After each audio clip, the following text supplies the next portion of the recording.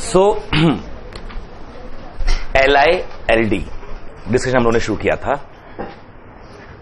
We have any finite set. ठीक है. We have any finite set, then set of vectors S subset of B, suppose finite, very important, x1, x2, xn.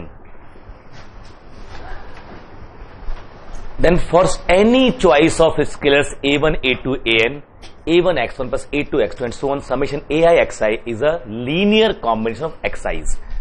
तो linear combination किनका बनता है? finite vectors का linear combination बनाते हैं. How? Choosing various scalars we get this sum called linear combination. Clear? And this is always a vector. So x equal to summation ai. Xi is a vector. ai xi, I vary from 1 to n. Then x is nLC of x1, x2, xn. ठीक है. x is a linear combination of x1, x2, xn, or it is an LC of xi's. Done. तो जब भी आप a1, a2, an बदलते रहेंगे आपको नए नए LC मिलते रहेंगे, है ना, different. How many LC possibly you can get? As many as choices of a1, a2, an. अगर a1, a2, an किसी फाइनाइट फील्ड से आ रहे हैं, there will be finite choices. So such x which we can obtain as always finite, है ना. Since cardinality of field is always some power of p square, etc. So for each ai there are, suppose p square means, so for each ai there are p square choices. So p square into p square, how many times? n times. P is power 2n is the total number of possibilities. If there is repetition, then maybe less, but can never be more than p raised to power 2n. Done. और zp field है मान लीजिए, तो p power n ही आ जाएगा. So these are such, if we collect all such linear combinations, then this collection is a subset of V and denoted by LS, है ना, where S equal to x1, x2, xn. This is LS. We have definition of vector space and vector subspace, which we can prove easily. It is a subspace of V. Choose any two element. मान लीजिए y1 and y2 belong to this, then y1 will be summation some ai xi and y2 will be summation bixi. Now take any alpha, any beta y2. This will be summation alpha ai plus beta bi xi summation ci xi. So this is again linear combination of this same set. So it belongs to LS. LS is collection of all such. So it is a subspace. Now fundamental one step test. So for any non-empty set S, if we take finite set, in fact finite set S, then LS is a subspace, which we have proved. Even S is infinite, then also LS is a subspace. But in that case, what is definition of LS? LS is collection of all possible linear combination of all possible subsets, finite subsets. वो तो नहीं का होने वाला है, तो उसको LS इन दोनों में हो गया. फिर आपने LS को और डिफाइन किया थोड़ा सा ज्यादा तमीज से, using intersection of subspace is subspace. LS is the subspace of V, generated by S is the new definition of LS. LS is the subspace generated by S. Spanned by S यहां ज्यादा use होता है बजाय generation के. LS is the set, और इसलिए बोलते भी लीनियर स्पैन है इसको. तो LS is the subspace spanned by the set S. और जब स्पैनिंग होती है, जनरेशन होता है, तो वो केवल इसके एलिमेंट यूज कर सकता है, उसके बाहर से तो यूज नहीं कर सकता वो. इसके और इसके linear combination, no other vector is involve. Any vector if it is involve in this spanning must be linear combination of this vector only. True. So it is the smallest sub space of V generated by span by S. और इसी को जब smallest बोलते हैं ना, तो intersection से use होता है. It is intersection of all those subspaces which are containing S. तो वो जो इंटरसेक्शन ये था, ये एक कंटेनिंग W, ये उनका इंटरसेक्शन है उन सारे सब स्पेसेस का जो S को कंटेन कर रहे हैं, और ये बनता है मेरा LS. एक ये मोस्ट जनरल डेफिनेशन. ठीक है, आपने पढ़ा भी होगा, ideal generated by S. It is intersection of all the ideals containing S. Ideal denoted by A, principal ideal. It is intersection of all the ideals containing A. है ना, ऐसे बोलते हैं उसको वहां पर भी. A जिस भी आइडियल में चला जाता है, सारा आइडियल उसमें कंटेन हो जाता है. ऐसे ये S जिस भी सब स्पेस में जाएगा, ये भी उसका सब स्पेस बन जाएगा. एक ये डेफिनेशन हम लोग देखिए. इसी को पढ़ते समय ये आइडिया आया था कि LS वो सब स्पेस है V का जो S से स्पेन हुआ है. क्वेश्चन ये है कि LS को बनाने के लिए क्या S के सारे एलिमेंट यूज हो रहे थे?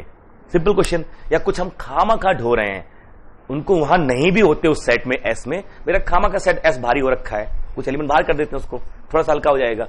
बट वो जिसको बाहर करेंगे वो तो ध्यान रखेंगे ना, कौन. क्लियर. तो उसके लिए टर्म आता है LILD, जो नेक्स्ट स्टेप हम लोग डेवलप किया. तो ये कहलाते हैं लीनियर कॉम्बिनेशंस. उससे आगे बढ़े. अब अगर सारे AI 0 हो जाए तो ये X हमेशा 0 आएगा. इसे कहते हैं trivial combination, trivial LC, TLC. लेकिन 0 प्रोड्यूस करने के लिए सारे कोफिशिएंट का 0 होना जरूरी तो नहीं है. कुछ एग्जाम्पल देखे गए हैं, बिना सारे कोफिशिएंट 0 हुए भी तो 0 आ रहा है. तो ऐसे सेट ऑफ वेक्टर्स को, जिस फाइनाइट सेट ऑफ वेक्टर्स को हम LD बोलते हैं, अगर हम 0 वेक्टर बिना TLC प्रोड्यूस कर सकें. If 0 vector can B produce without TLC from any finite set, that finite set is called LD, linearly dependent. और कोई भी सेट LD होगा अगर उसके पास एक भी सबसेट LD मिल जाए. A set, any set, finite, infinite, whatever, that we know finite set की डेफिनेशन मेरे पास आ चुकी है.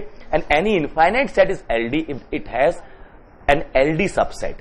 LD आपने फाइव में डिफाइन किया है. और there is a finite subset which is LD, which can produce 0 vector as non-TLC.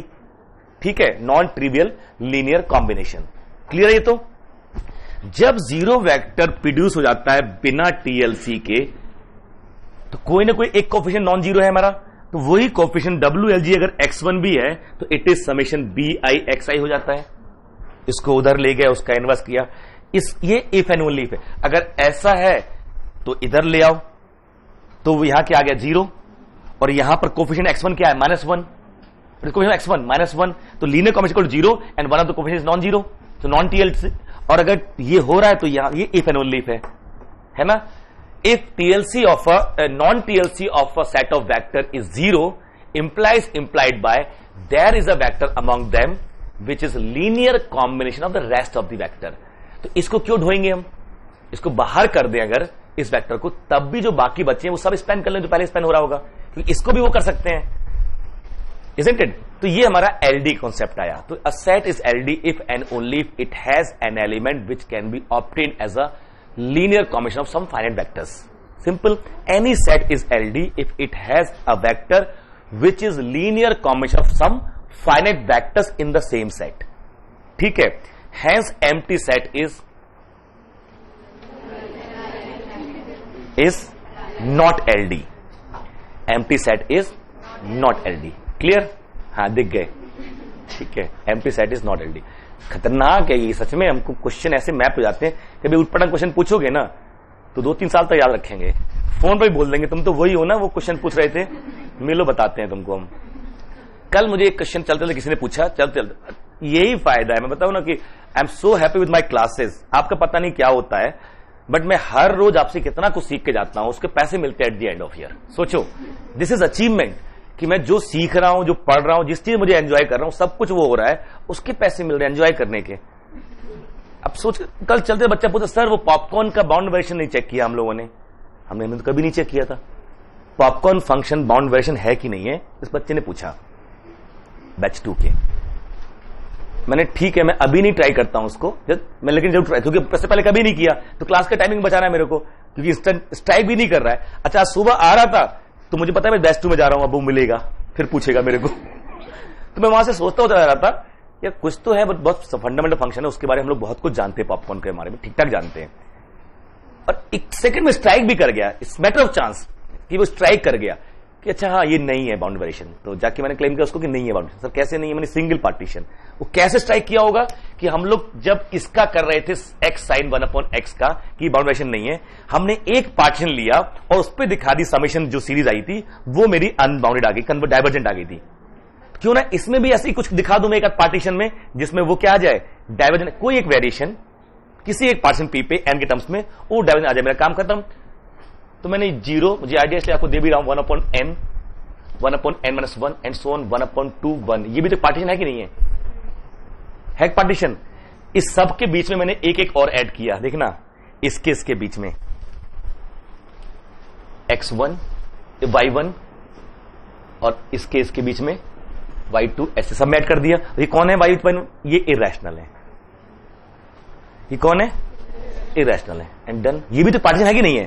पहले एक पार्टीशन ये लिया, फिर एक ये ले लिया और इनका यूनियन, तो दिस माइनस दिस, ये तो जीरो रहेगा इन सब पे। तो f1 f12 ये क्या आएगा, 1/2 प्लस 1/3 प्लस, वो तो वैल्यू वही आ रही ना, तो वो समेशन जो VFP क्या आएगा हमारा, समेशन 1/n ही तो आएगा, और ये डाइवर्जेंट है। तो अब कोई भी अब सुप्रीम लेंगे तो भी तो इन्फिनिटी आएगा। That means total variation is not finite, hence this is not of bounded variation. Popcorn is not of dB. हाँ, पॉपकॉर्न बच्चों के लिए होते हैं, ठीक है। Popcorn is not of bounded variation. Clear? मतलब वही कि ये मैंने इससे पहले कभी ध्यान भी नहीं गया होता, वो बच्चा कौन सा क्वेश्चन पूछते वो वही जानते हैं, but they keep on adding me. मुझे जैसे उस क्लास में मिला, मैंने आके आपको शेयर कर दिया, ठीक है, बट हाँ उसके रेफरेंस में शेयर किया मैंने, ये नहीं बताया कि मेरे अचानक ज्ञान हुआ मेरे को। उसने पूछा था, देन वी ट्राइड, और वो भी दिमाग में रहना तो चाहिए। अगर यही आपको भी होना चाहिए, कोई क्वेश्चन नहीं आ रहा है तो कहा ठीक है वो ना सॉल्व हो, उसके जैसा आसपास कुछ तो किया होगा ना, जिनके कॉम्बिनेशन से बनेगा। Simple combination that may not be linear, but it is just, मुझे वो आइडिया था ना मेरे पास x sin 1/x वाला, कि अगर अनबाउंडेड दिखाना है नॉट ऑफ बाउंड वेरिएशन, तो समेशन 1/n जैसा मिल जाए अगर एक भी वेरिएशन किसी भी पार्टीशन पे, तो मेरा काम वही खत्म हो गया। और यही दिमाग में क्यों आ रहा है कि वो f(x) 1/q 1/n जैसा वहां मिलता है हमको, ठीक है। अगर मैं सिर्फ ये पार्टीशन लेता तो जीरो आ जाता, क्योंकि दोनों वैल्यू यहां पर 1/2 वहां पर 1, तो नहीं, साइड 1/2 माइनस 1/3 1/6, फिर 1/3 माइनस, तो वो वहां पर हमारा शायद टेलीस्कोप भी बना सकते हैं उस फॉर्मेट में। तो हम ऐसे करते आते तो कैंसिल हो जाता, तो वो एक फाइनाइट नंबर आता। उससे तो प्रूफ नहीं होता ना, किसी एक पार्टीशन पे आपने दिखा दिया, उससे तो प्रूफ नहीं होगा, ठीक है। Got the idea? सो जो टर्म हमारे पास आ रहे हैं लीनियर डिपेंडेंस इंडिपेंडेंस की, पर्पस क्या था उनका, एलएस में स्मॉलेस्ट एस ढूंढना, एलएस में जो पूरे एलएस को बना, खामा खा उन एलिमेंट को नहीं हमको ढूंढना है जो किसी और से स्पैन हो जाते हैं, इसी को कहते हैं जो किसी और पे डिपेंड करते हैं, इसीलिए वो सेट एलडी बन जाता है। फिर हम लोगों ने ये किया कि अगर ऐसा नहीं है, एलडी नहीं है, तो मतलब क्या है, एक ही मतलब निकल के आ रहा है, a set is not LD if zero vector can be obtain as only trivial linear combination. अगर ये डेफिनेशन में उठाऊं, a set is said to be LD if zero can be produced from the set as non-TLC। तो negation क्या हो जाएगा, TLC is the only way to produce zero vector, ठीक है। और जो नॉन LD है इसको हम LI बोल रहे हैं। तो इफ एंड ओनली हो गया, ये mutually disjoint class, complement class बन गई, LD हो गया, LI हो गया। इसका मतलब ये हुआ कि कोई भी वेक्टर किसी और से नहीं बन सकता। If any set is not LD, that means Li here, in that set, no vector can be written as linear combination of any other vectors or any subset of that vector। क्योंकि जैसे ही एक बार भी लिख गया, तो this x equal to summation AIXI, इसको इधर लेके जाएंगे, -1 कोफिशिएंट आया, और ये TLC में एक कोफिशिएंट -1 है। जब भी कोई x ऐसे बनेगा AIXI, तो इससे तुरंत हम ये कह देंगे AIXI minus x equal 0। It is summation, इसको x को नाम देते हैं x0, तो summation BIXI, now I very from 0 to n, and B0 है वो नॉन जीरो है। और आया क्या, जीरो वेक्टर, कंफर्म। तो LI समझ में आ गया हमको, LD समझ में आ गया। जो सेट LI होते हैं उनमें कोई भी किसी से नहीं बन रहा होता है, जो सेट LD होता है उसमें कम से कम एक जरूर होता है, and removing that element does not change the spanning or generation potential। अभी भी उतना ही जनरेट करेगा वो, and so on. Clear? Done. यहां से आगे बढ़ते हैं। L I L D check करने कुछ एग्जाम्पल हम लोग इकट्ठे कर रखे थे कि ये एल आई है कि नहीं है।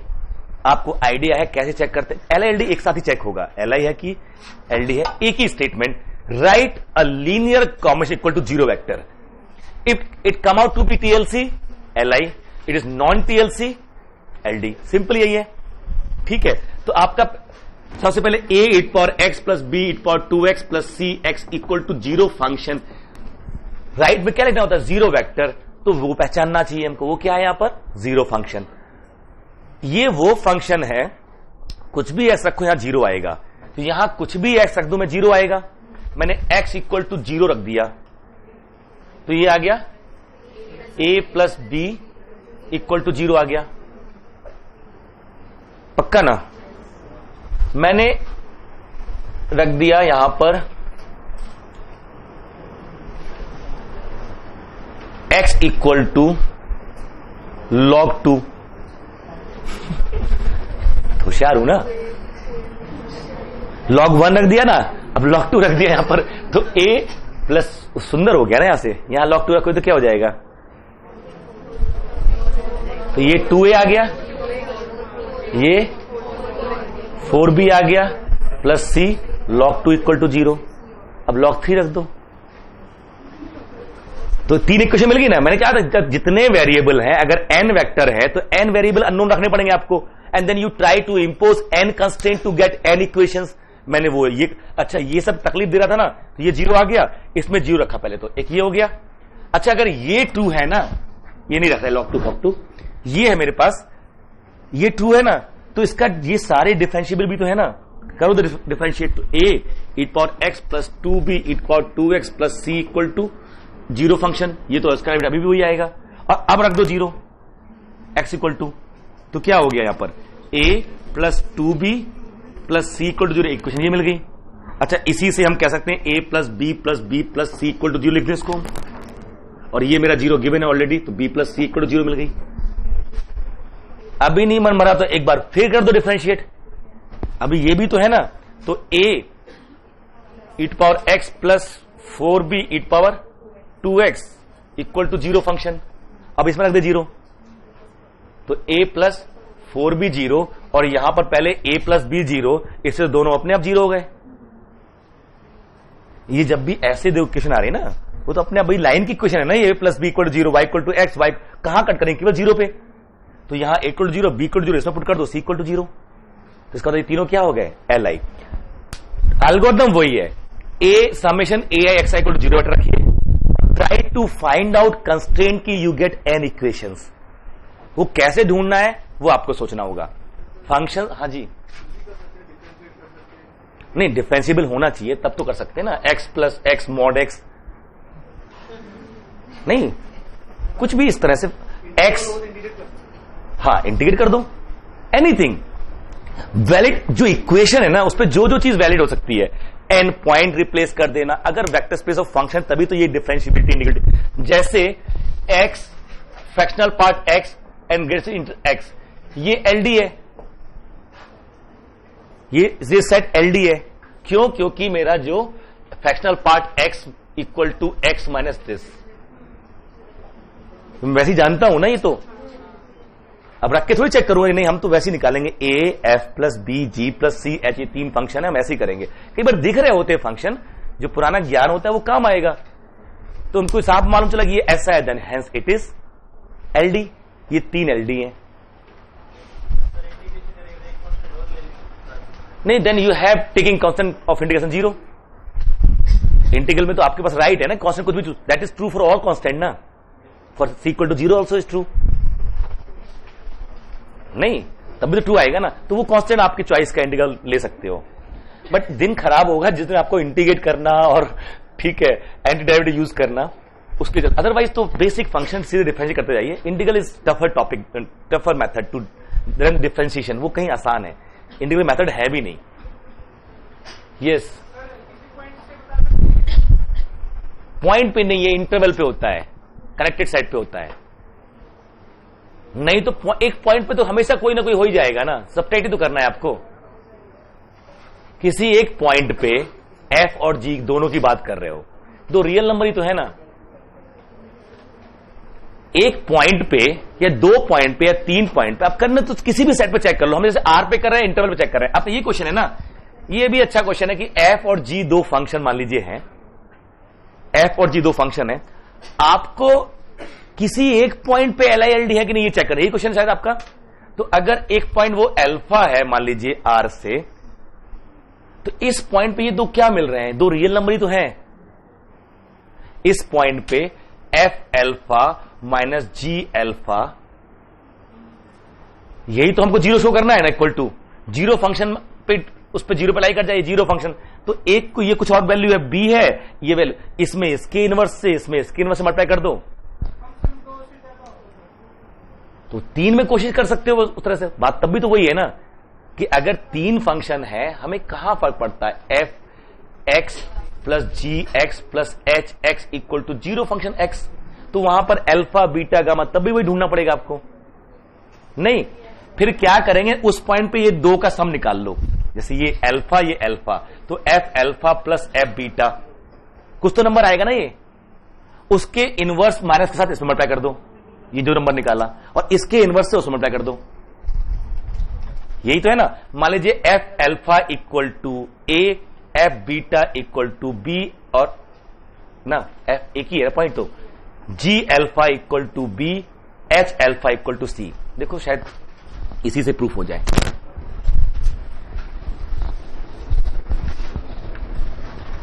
तो F alpha plus G beta, G alpha plus H alpha, ये है ना, इसका सम क्या आएगा, ए प्लस बी। तो जरा देखना कि सी इनवर्स अगर जीरो है तो छोड़ ही देंगे उसको, उस पर वो जीरो आ रहा है, तो फिर इन दो को जीरो करना है केवल। तो मान लेते तीनों नॉन जीरो है, ठीक है। अगर ये एक दूसरे के इनवर्स है, मतलब ये b इक्वल टू माइनस ए है, तो ये सम अपने आप जीरो, केवल इसको जीरो प्रूफ करना है आपको। सारे के देखते हैं, हम मान रहे हैं कि ना तो ये c इनवर्स, देखिए इसकी वैल्यू है f alpha plus G beta, G alpha minus A plus B inverse H alpha.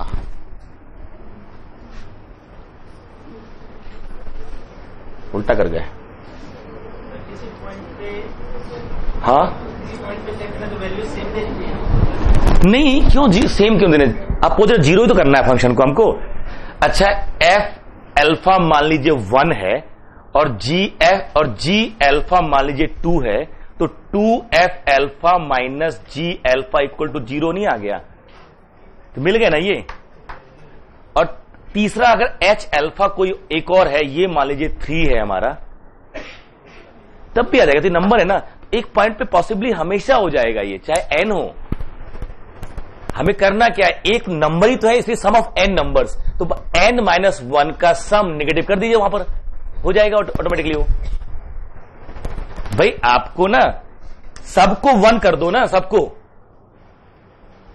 जैसे मेरे पास ये है ना, एक तरीका ये बन सकता है, समेशन एफ आई अल्फा आई, मैं इसका ये अल्फा यही करना चाह रहा हूं, 0 समेशन एफ आई अल्फा आई। ये सारे रियल नंबर जो 0 है उसको हटा सकते हैं हम, उससे कोफिशिएंट ले लूंगा क्या मैं 1, जो 0 है उससे कोफिशिएंट ले लूंगा 1, जो नॉन 0 है उसमें क्या किया मैंने, देखना summation F I alpha inverse F I alpha, जो नॉन 0 है, और आई वेरी फ्रॉम 1 टू n-1। ये क्या आ गया, n आ गया, n माइनस, अब ये तो n आ रहा है, n इंटू जो अगला वाला बचा था f n alpha f n alpha inverse equal to क्या हो गया 0, हो गया सारे 0। सबको 1-1-1 कर दिया, कितनी बार, n-1 है ना, n-1 कितने फंक्शन है ये, n-1, हर एक को उसके इनवर्स से मल्टीप्लाई करते लगे, तो सारा क्या हो गया, ये सारे 1-1-1 how many time, n-1 time. फिर यहां n-1 इंटू जो एक फंक्शन छोड़ दिया मैंने कोई भी, उसको उसके इनवर्स से मल्टीप्लाई कर दिया, ये क्या आ गया 1, पूरा सम क्या आ गया 0। तो उस पॉइंट पे हम ये प्रूफ कर पा रहे हैं, किसी एक पॉइंट पे कोई भी फाइनाइट सेट दे दो, हम उसका एक लीनियर कॉम्बिनेशन 0 जरूर दिखा सकते हैं।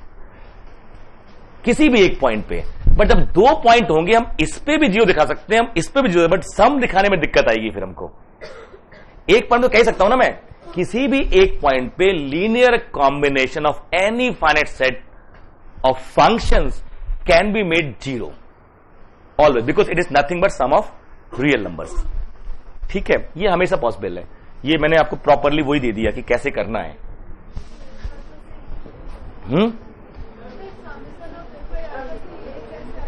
समेशन ये सब 1 1 होता जाएगा सारा। आ रहा है एफ, देखना F I alpha equal to A I मान लीजिए। ठीक है, तो मैं समेशन ए आई इनवर्स, ये क्या होगा 1, I vary from 1 to n - 1, तो ये क्या आएगा सम, बताओ n - 1 प्लस या minus n - 1 a n a inverse. अब पूरा सम क्या आएगा 0 नहीं, तो summation beta i if alpha i equal to 0 दिखा रहे मैंने, i equal to 1 to n में। What is beta 1? What is beta 1? a1 inverse, beta 2 a2 inverse. इस सम में मैं वही फंक्शन यूज करूंगा जिनकी वैल्यू अल्फा पे 0 नहीं है, क्योंकि जिनकी वैल्यू अल्फा पे 0 है उसको मैं क्या करूंगा प्लस, जिनकी 0 है 1 इंटू दैट करते जाऊंगा तब भी 0 आने वाला है। तो in any case I can produce this as a 0। ठीक है, तो एक पॉइंट पे कोई भी सेट हमेशा ऐसा हो जाएगा फंक्शंस का।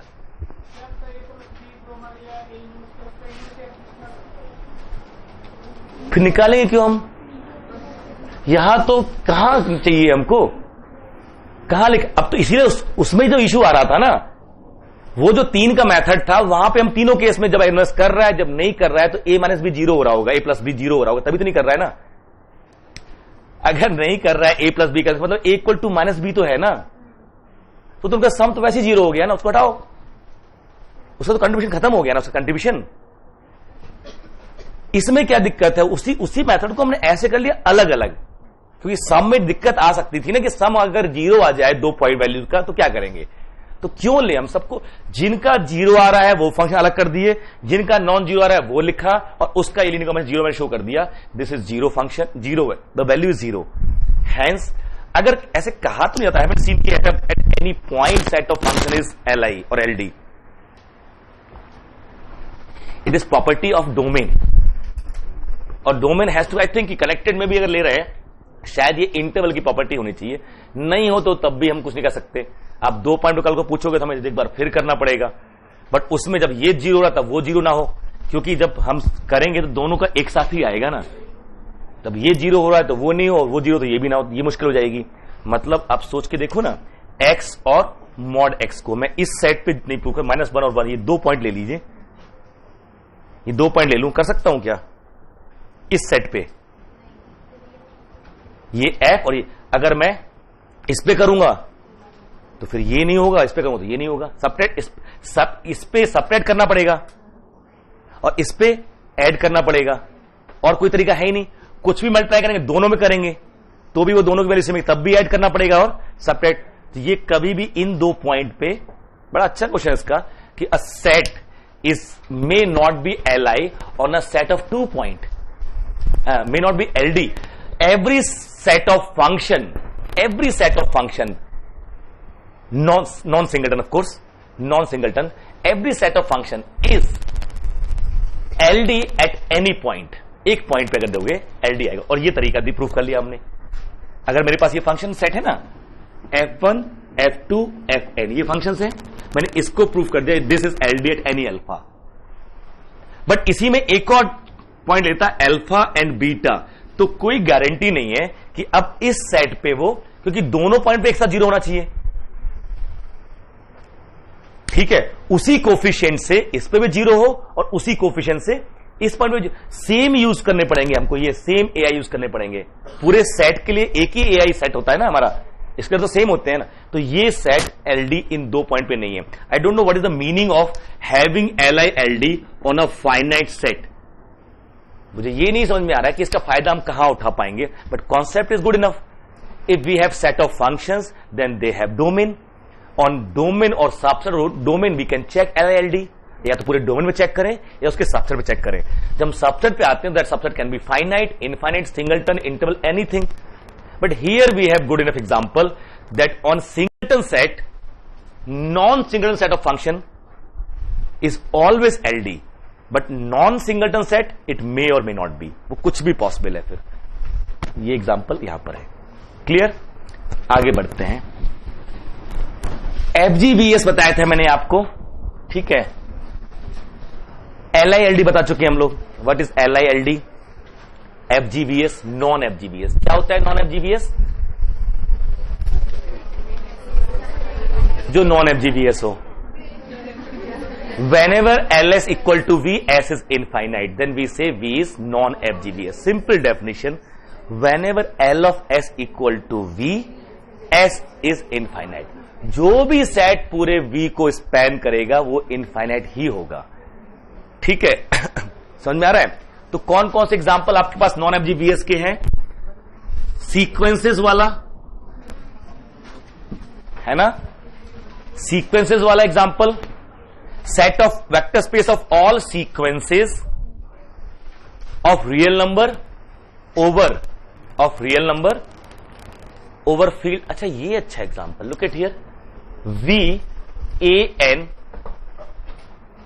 ठीक है, एक एग्जांपल उठा रहे हैं. AN इक्वल टू 0 और 1 और AN plus BN equal to AN plus BN. 1 that is it belongs to Z2. ये भी कह सकते हैं 0 1 और इसमें ऑपरेशन ये होते हैं. ठीक है. इस फील्ड से ले रहे हैं और ये मेरा डेफिनेशन हो गया. और alpha dot AN equal to alpha AN. और ये अल्फा AN सब किसके हैं? Alpha belong to Z2. सब Z2 के हैं. Addition define, multiplication define, real analysis पढ़ के आए हो. V कैसा सेट है? Finite, infinite. V सेट कैसा है? इनफाइनाइट. और इनफाइनाइट में भी और अनकाउंटेबल. और फील्ड 2 एलिमेंट. फील्ड में कितने एलिमेंट हैं? मैंने this V over Z2 is vector space. है कि नहीं है? ये वेक्टर स्पेस है V over Z2. But it is non FGBS. क्यों? अनकाउंटेबल. ये अनकाउंटेबल है. जब भी किसी वेक्टर स्पेस में अनकाउंटेबल एलिमेंट आ रहे हैं, अगर फील्ड काउंटेबल है या फाइनाइट है, FGBS नहीं हो सकता. क्योंकि FGBS over countable field has to be countable. Proof किया था हम लोगों ने इसको. Every FGBS over countable field has to be countable. अगर वो FGBS अनकाउंटेबल है तो या तो फील्ड अनकाउंटेबल हो या फिर वो FGBS ना हो. ठीक है. वही जो relation not Q implies not P. Clear है ये? This also an important vector space. Vector space of sequence of 0 and 1. ठीक. यस. हाँ, फिर से बोलो. हाँ, FN ओवर F बोलो ना. हाँ हाँ, वो FGBS है. F फील्ड है ना. FN F is FGBS for all field F. चाहे जो फील्ड ले लीजिए. रीजन इसमें है तो n टपल. F में फील्ड में यूनिटी होती है. होता है. तो एक कोई भी x लोगे वो होगा A1 A2 AN. और इस F के 1 और 0 से मैं xi डिफाइन करूं. जैसे x1 1 0 0, x2 0 1 and so on, और xn 0 0 1. तो आप इस x को आप समेशन AI xi देख पा रहे हो. और ये x आर्बिट्रेरी एलिमेंट है किसका? Fn का. और कितने एलिमेंट है? n एलिमेंट है. पक्का? तो इनसे बन गया नहीं बन गया ये? तो दिस x1 x2 xn इनको इकट्ठा कर लो, इसे बनाओ s. तो ls इज व्हाट? f. और हमें एलिमेंट इन s. तो for any n any f, fn over f is FGBS. ठीक है. R over Q is not FGBS because R is uncountable, Q is countable. है ना. C over R is FGBS because only two element can, 1 and I, these two element can generate the whole vector space, है ना. C over R, both are uncountable, true. But if you take any x belong to C, if x belong to C, then this x must be of the form A plus IB, but this can be A into 1 plus I, B into I can write like this. And if I take set S equal to 1 comma I, this is subset of C, and every element A and B are real. Every element is linear combination of these two elements, 1 and I. So this is FDVS, FGVS. We don't know FD. हम लोग जानते भी नहीं है FD क्या होता है. FGVS, finitely generated vector space. हाँ जी.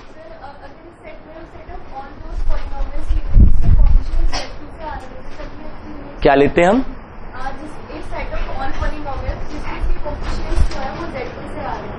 तो वो कैसा सेट बन जाएगा? वो काउंटेबल हो जाएगा वो. फिर FGBS फिर भी नहीं होगा वो, क्योंकि 1 x x square and so on, ये इनफाइनाइट सेट ले लो. This is LI.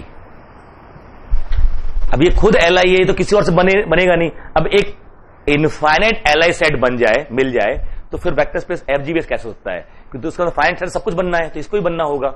Hence that is not true. Very good. ठीक है, स्टार्ट करते हैं डेफिनेशन बेसिस.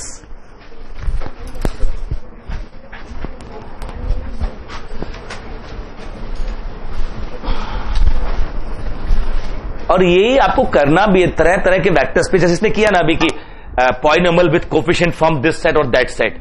ठीक है, अब पॉलिनोमियल सारे इकट्ठे किए या डिग्री आपने वो कर ली. अगर आप डिग्री पे कन्फाइन कर लेते कि set of all polynomials of degree less than और इक्वल टू 100, लेस देन और equal to 100 and coefficient from Z2. Coefficient आप किससे होते हैं? Z2 से. फील्ड भी होती है आपकी Z2 की. तो 1x x square up to x power 100, यही सेट सबको बना देगा. And that way it will be FGBS. और वेक्टर्स में कितने एलिमेंट आएंगे? काउंटेबल आएंगे. उसमें भी काउंटेबल आएगा. सेट ऑफ ऑल पॉलिनोमियल वो काउंटेबल ही आएगा. अच्छा, ये इसका example generalize A0 plus A1 x and so on AN x power n, AI belongs to Q and N belongs to N union 0.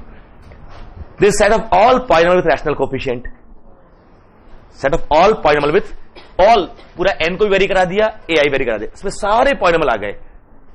ठीक है, then s equal to 1 x x square x power n plus 1 this. Then s is subset of V. s is subset of V. ठीक है, this V is vector space over Q. V is vector space of Q. Set of all polynomial with rational coefficient countable. So V is a countable set. What is field? Countable. But V over Q हमारा FGBS नहीं है.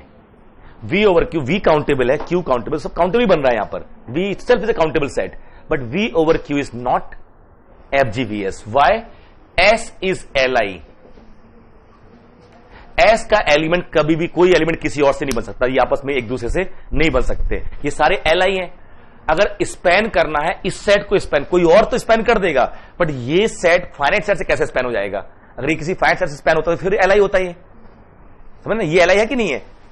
अगर ये finite set से span हो तो finite set के अंदर LI बनेगा नहीं बनेगा? तो बाकी कहां से आएंगे LD, जबकि हम सारे LI कह रहे हैं. तो ये जो आ रहे हैं, और कैसे प्रूफ किया था LI इसको? इसका हर फाइनाइट सबसेट LI है, मैंने ये दिखाया था. I took any finite subset x power n1, x power n2, x power nr, summation AR, AI x to power ni, I vary from 1 to r, equal to 0 polynomial, equating coefficients. सारे question कैसे आ गए? 0. इसका हर finite subset LI है, इसलिए ये set LI है. हाँ जी. किसमें? किसमें? इसमें ये R आएगा. अच्छा, वो उससे परेशान है.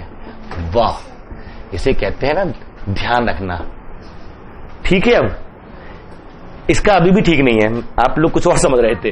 ठीक है, इसमें सारे पॉलिनोमियल है. n को भी वेरी करा रहा हूं, मैंने बोला ना n भी वेरी कर रहा है, ये भी. It is not set of those polynomial whose degree is less than equal to n. It is set of all polynomials. All polynomial. तब अगर डिग्री फिक्स कर देंगे तो फिर तो फाइनाइट ही आएगा वहां पर.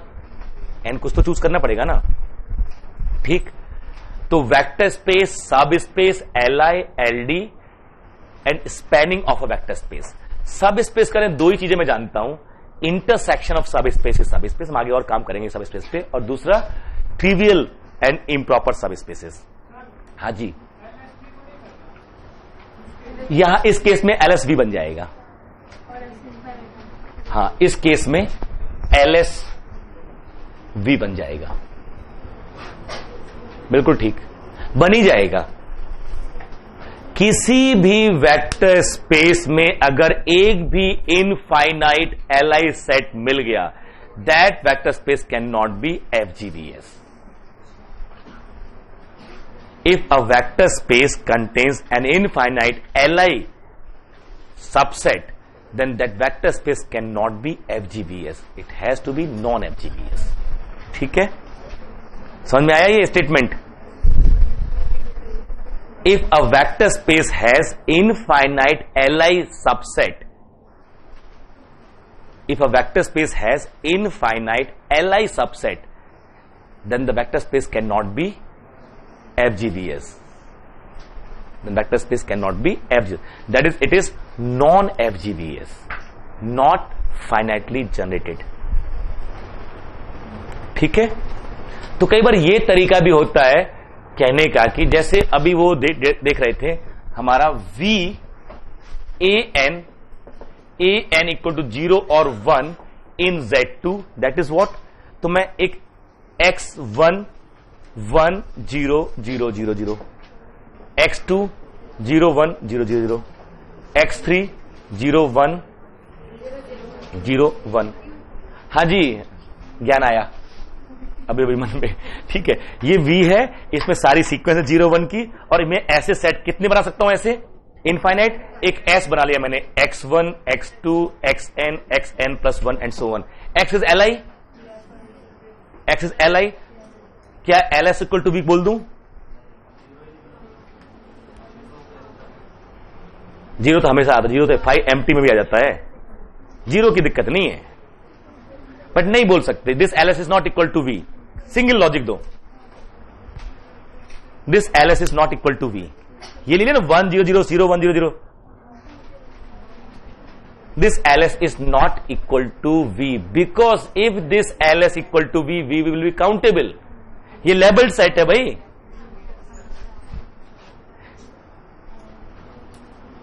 नहीं एक करके आगे बढ़ते ले आएंगे ना इस तरह से, जो भी एलिमेंट निकालना है। इस तरह से नहीं कह सकते कि ये उसको कभी स्पेन नहीं कर सकता है, ये स्पेन नहीं कर पाएगा उसको, समझ रहे हैं ना? क्यों नहीं कर पाएगा हम देख सकते हैं, ये स्पेन इसको नहीं करता। ये सेट कैसा है? ये काउंटेबल सेट है भाई, ठीक है। चलिए आगे,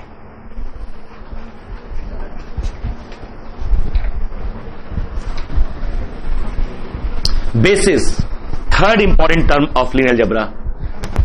हाँ जी,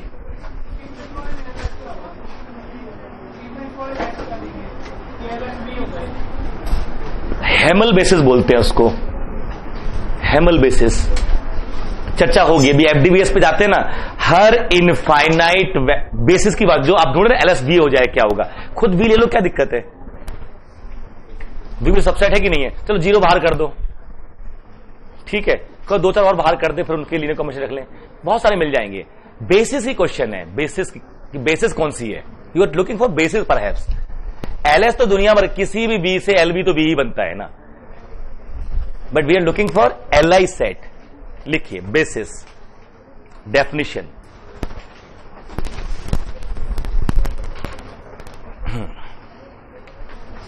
let V be a vector space over F. Let V be a vector space over F, and S a subset of V. Capital S a subset of V. Capital S a subset of V.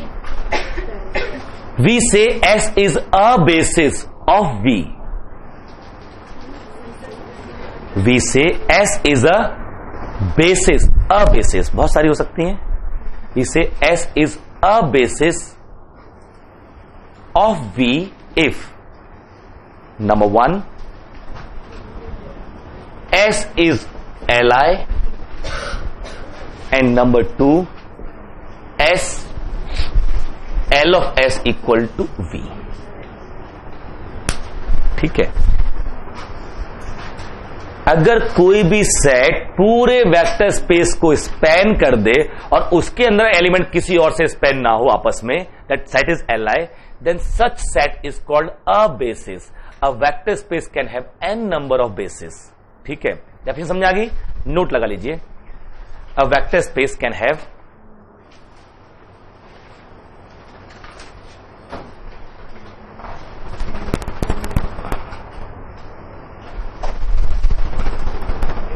more than one basis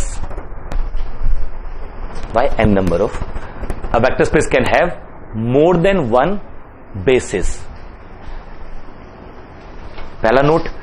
दूसरा note ये है, कुल 2 ही ऐसे vector space हमको दिखाई दे रहे हैं जहां पर, अच्छा 2 एलिमेंट वाला Z2 ओवर Z2, हाँ 2 वाला भी है. एक L of phi equal to, अब जानते हो सिंगलटन 0 होता है. तो पहला नोट ये है कि singleton 0 vector it has only one basis, that is empty set. Empty set is base, of course it can be empty as well. तो empty set is the basis for singleton 0. वैसे तो होती नहीं है, but मान लेके चलना है. तो जो कहते हैं ना every vector space has a basis, ये थोड़ी कहा कि नॉन एम्प्टी बेसिस. जब ये बोलते हैं ना every vector space has a basis, तो उसमें ये एम्प्टी सेट. पहला नोट ये कि singleton 0 vector has basis empty set. ठीक है, अभी करेंगे ना, अभी करेंगे, ये भी प्रूव करेंगे. कितनी तेज भाग रहा है भाई, है ना. Every vector space has a basis, 2 direction में प्रूव करेंगे. पहले when it is FGVS, 2 when it is non FGVS. ठीक है, नॉन FGVS में हम लोग कह लेंगे भाई through axiom choice, Zorn's lemma, maximality confirm होना चाहिए. कौन पता नहीं, ढूंढने के तरीके होते हैं. फिर बहुत लोग कहते हैं कि जरूरी नहीं है. FGVS में पक्का गारंटीड है, प्रूफ हो जाता है. बट नॉन FGVS में स्टेटमेंट उठाए जाते हैं कि since it is infinite we will keep on collecting Li sets and keep on increasing, there will be chain of increasing, and then it has maximal by Zorn's lemma, and that will span the whole vector space. If not so, तो एक और मिल जाएगा जो कहेगा ये maximal नहीं है. Condition आ गया, हेंस इट इज बेसिस. वो दिखाते कैसे. इसके पास है ना दूसरा Z2 ओवर Z2, ये भी वेक्टर स्पेस है. ये फील्ड F ओवर F, इसके पास भी एक ही बेसिस है. इसका एक ही बेसिस है. कौन सा? S singleton 1. और कोई इसमें 2 ही तो एलिमेंट है Z2 में, 0 और 1. तो 0 थोड़ी बेसिस में जाएगा कभी भी, तो LD बना देता है उसको. तो कौन जाएगा बेसिस में? सिर्फ एक. इसके पास भी एक ही बेसिस है. मतलब मैंने वो 2 वेक्टर स्पेस ढूंढ लिए जिनके पास सिर्फ एक बेसिस है. आपसे कोई पूछे कि give me example of a vector space which is only one basis, you say single 0 vector and basis empty set. नहीं, नॉन एम्प्टी बताओ. ठीक है, Z2 over Z2 it has only one basis and that 2 is singleton 1. Confirm? Basis समझ में आया? Z2 में 2 ही तो element है, 0 1. इसके अलावा कोई नहीं मिलेगा. जो भी मिलेगा वो इसके आइसोमॉर्फिक हो जाता है ना, तो बनाने वाली बात है. Any vector space of dimension 1 which has 2 element, वही तो आएगा ना. कोई भी वेक्टर स्पेस जिसकी डायमेंशन अभी बताया नहीं है. आगे बढ़ते हैं. ठीक है, अभी हमने बेसिस की बात की, सिर्फ बेसिस. ठीक है, so a vector space has basis means there is a set S which is Li and can span the whole vector space. Definition of basis. अब आगे बेसिस के बेसिस पे नए टर्म आ रहे हैं. अब लिखे, अब मेरे पास 2 तरह के वेक्टर स्पेस होते हैं, एक FGVS और एक नॉन FGVS. तो पूरा डिस्कशन 2 पार्ट डिवाइड हो जाएगा. एक जो सारा FGVS में चलेगा, जो नॉन FGVS में अलग अलग पॉइंट है कि ये नॉन FGVS में ध्यान रखेंगे हम, ये पॉइंट होते हैं. बाकी सारी आपकी अलजेब्रा FGVS पे ही है. ठीक है, लिखिए results and theorem on FGVS. Results on FGVS. 4 standard theorem है FGBS के ऊपर। किस पे? FGBS। पहला,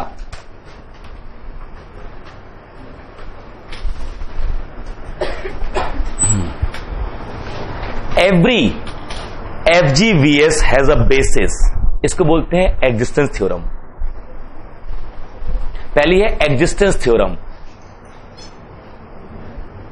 every FGBS has a basis, her FGBS के पास एक बेसिस होगी। सिंगल जीरो के पास हो गई, किसी भी FGBS के पास बेसिस जरूर होगी। हम 4 थ्योरम हैं, जो एक है हमारी एग्जिस्टेंस, दूसरी इनवेरियंस, तीसरी एक्सटेंशन, चौथी पता नहीं। ठीक है, ये 3 फंडामेंटल थ्योरम तो है, चौथी और कॉम्बिनेशन बनती है, वो नॉन FGBS हो जाते हैं चौथी के लिए।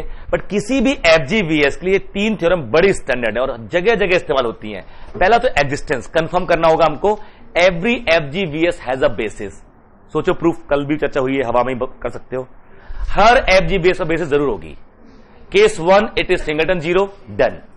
Trivial vector space, done. Let's take it is non trivial vector space. अब बेसिस होगी कि नहीं होगी? There is a finite set S with span, ये कंफर्म हुआ। अगर उसने कहा है FGBS तो उसकी हेडेक है, हम मांगेंगे उससे मुझे वो फाइनाइट सेट दो जिससे आपने स्पैन किया हुआ है, वो फाइनाइट सेट मुझे देगा S। I'll see whether it is Li or not. If Li, वापस कर देंगे, यही आपका बेसिस। अगर वो Li नहीं है तो LD होगा, तो कोई ना कोई सब पे डिपेंड कर रहा होगा बाकियों पे, उसको निकाल के बाहर करेंगे, बना S1। L of S1 is again V, ये भी स्पेन करेगा। अब ये Li हुआ तो समझ लीजिए कि ये बेसिस बन गया, नहीं तो फिर से कोई ऐसा हो रहा होगा, उसको निकाल बाहर करेंगे, एंड सो ऑन। इस प्रोसेस में सबसे पहले हम जीरो को बाहर करते हैं। तो जब स्टार्ट करना process, if zero is there remove it out, if not then start the process LD, remove one element, again LD, remove next element, and so on. Worst situation में you will be left with singleton possibly, but that will be Li, hence it is basis. Or otherwise, whenever you arrive at Li set, that will be basis. Since you started with finite set, hence the process will terminate after finite number of term. So guaranteed कि इसके पास basis होगा। ठीक ना? ये तीनों theorem के proof आप book से कॉपी कर लेना, इसको अगर कॉपी करने का मन हो तो। बट दिमाग में रखिए existence, extension and invariance. Clear? पहला ये है कि every FGBS has a basis. वैसे तो नॉन FGBS के लिए 2 स्कूल ऑफ थॉट है, एक मानता है एक नहीं मानता, बट अभी हम उस पर नहीं जा रहे हैं। नेक्स्ट लिखिए, एनी 2 बेसिस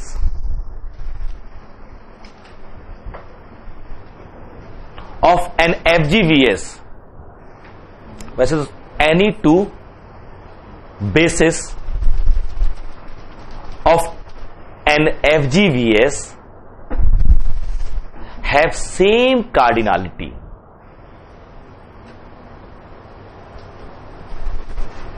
Same cardinality. इसे बोलते हैं invariance theorem. If S1, S2 are 2 bases, then cardinality of S1 equal to cardinality of S2. So all the bases have same cardinality. ठीक है, इसी में नोट लगाइए सेकंड में,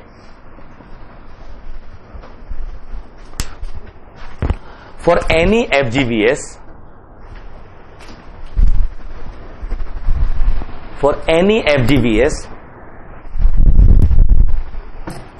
basis is the largest Li set.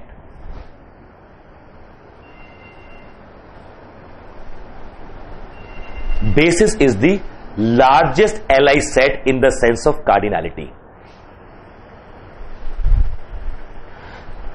क्योंकि उससे बड़ा cardinality का एग्जिस्ट कर गया ना, तो फिर वो एक स्पैन नहीं कर रहा होगा, तभी बाहर रह गया वो। Basis is the largest Li set in the sense of cardinality. इससे ज्यादा कार्डिनलिटी का सेट Li नहीं हो सकता। Basis is the smallest spanning set, इसी में ही basis is the smallest spanning set in the sense of cardinality.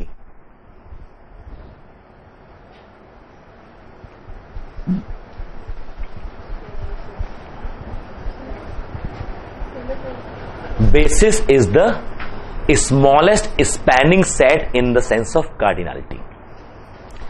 इससे बड़ी कार्डिनलिटी का एलाइन नहीं हो सकता और इससे छोटी कार्डिनलिटी का स्पैन नहीं कर सकता. This is the big result about basis for any FGBS. Finite के सेंस में बात कर रहे हैं हम लोग सारा, और ये सेट फाइनाइट ही होने वाले हैं.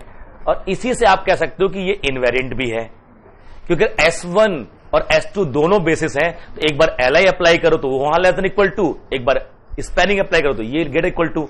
दोनों सेंस में क्या होना चाहिए? इक्वल होना चाहिए. और इसी से नेक्स्ट टर्म कॉइन हो जाता है डायमेंशन. लिखिए नेक्स्ट नोट. हमने क्या डेफिनेशन दी है? सेकंड थ्योरम क्या है? Any two basis of a vector FGBS have same cardinality called invariance theorem. और इसी में हमने थोड़ा एक्सप्लेन करने की कोशिश की. जो बेसिस होती हैं उनके बारे में ये कहा जाता है कि for any FGBS they are largest LI set in the sense of cardinality. अगर कोई पूछे कि बेसिस की जो कार्डिनलिटी मान लीजिए आपको मालूम चल गया 10 है, तो ये जो 10 आया ना, ये बता रहा है कि इस सेट वेक्टर स्पेस में इससे ज्यादा कार्डिनलिटी के LI नहीं हो सकते और इससे कम कार्डिनलिटी वाले स्पैन नहीं कर सकते. तो it is the smallest spanning cardinality और it is the largest LI cardinality. एक ये सेंस. फिर उसके बाद जो अगला टर्म नोट लिख रहे हैं कि if S1 and S2 are basis of V, और व्हाट इज V? वेयर. अब नहीं भी लिखेंगे तो मान लेना कि ये FGBS है, नहीं तो बाद में दुखी करो मेरे को. They are then S1 equal to S2 equal to N by invariance theorem से. Then N is defined as dimension of the vector space. एक खास नंबर मिल गया तो नेक्स्ट नोट में डायमेंशन वर्ड डिफाइन करने जा रहे हैं हम लोग. And then this N is called the dimension of V over F, and we denote it by dimension of V over F is cardinality of S is N, where S is any basis. अच्छा, इसके सही singular plural अलग अलग हैं. ठीक है. Basis basis basis basis, वो basis ये बेसिस है ना, है कि नहीं? वो बेसिस ये बेसिस. प्रोनाउंस कैसे करते होंगे वो लोग इनको? दोनों प्लूरल सिंगुलर कैसे प्रोनाउंस करते होंगे? Basis basis. चलिए ठीक है. क्या मैं कह रहा हूं, ये और इनको प्रोनाउंस कैसे अलग अलग करोगे? एक ये बेसिस ES लिखा है या IS लिखा है, मतलब प्लूरल के लिए बेसिस यूज करते हैं ना, उसके लिए बेसिस यूज करते हैं, तो प्रोनाउंसिएशन सेम ही है. A और R से काम चलेगा मेरे ख्याल से ना, उससे काम चलता. जरूरी थोड़ी प्रोनाउंसिएशन डिफरेंट हो. बिल्कुल. लिखिए. अभी एक्सटेंशन पे आ रहे हैं, अभी कहां बनाएंगे? क्यों भाग रहे हो भाई इतनी जल्दी? कोई जल्दी नहीं होनी चाहिए. इतना यकीन मानो 24-25 नवंबर तक के आपके सामने जो पेपर्स उठाओगे ना, तो मेरी टॉपिक में से 100 का अटेम्प्ट तो हो रहा होगा, 175 का अटेम्प्ट तो हो रहा होगा.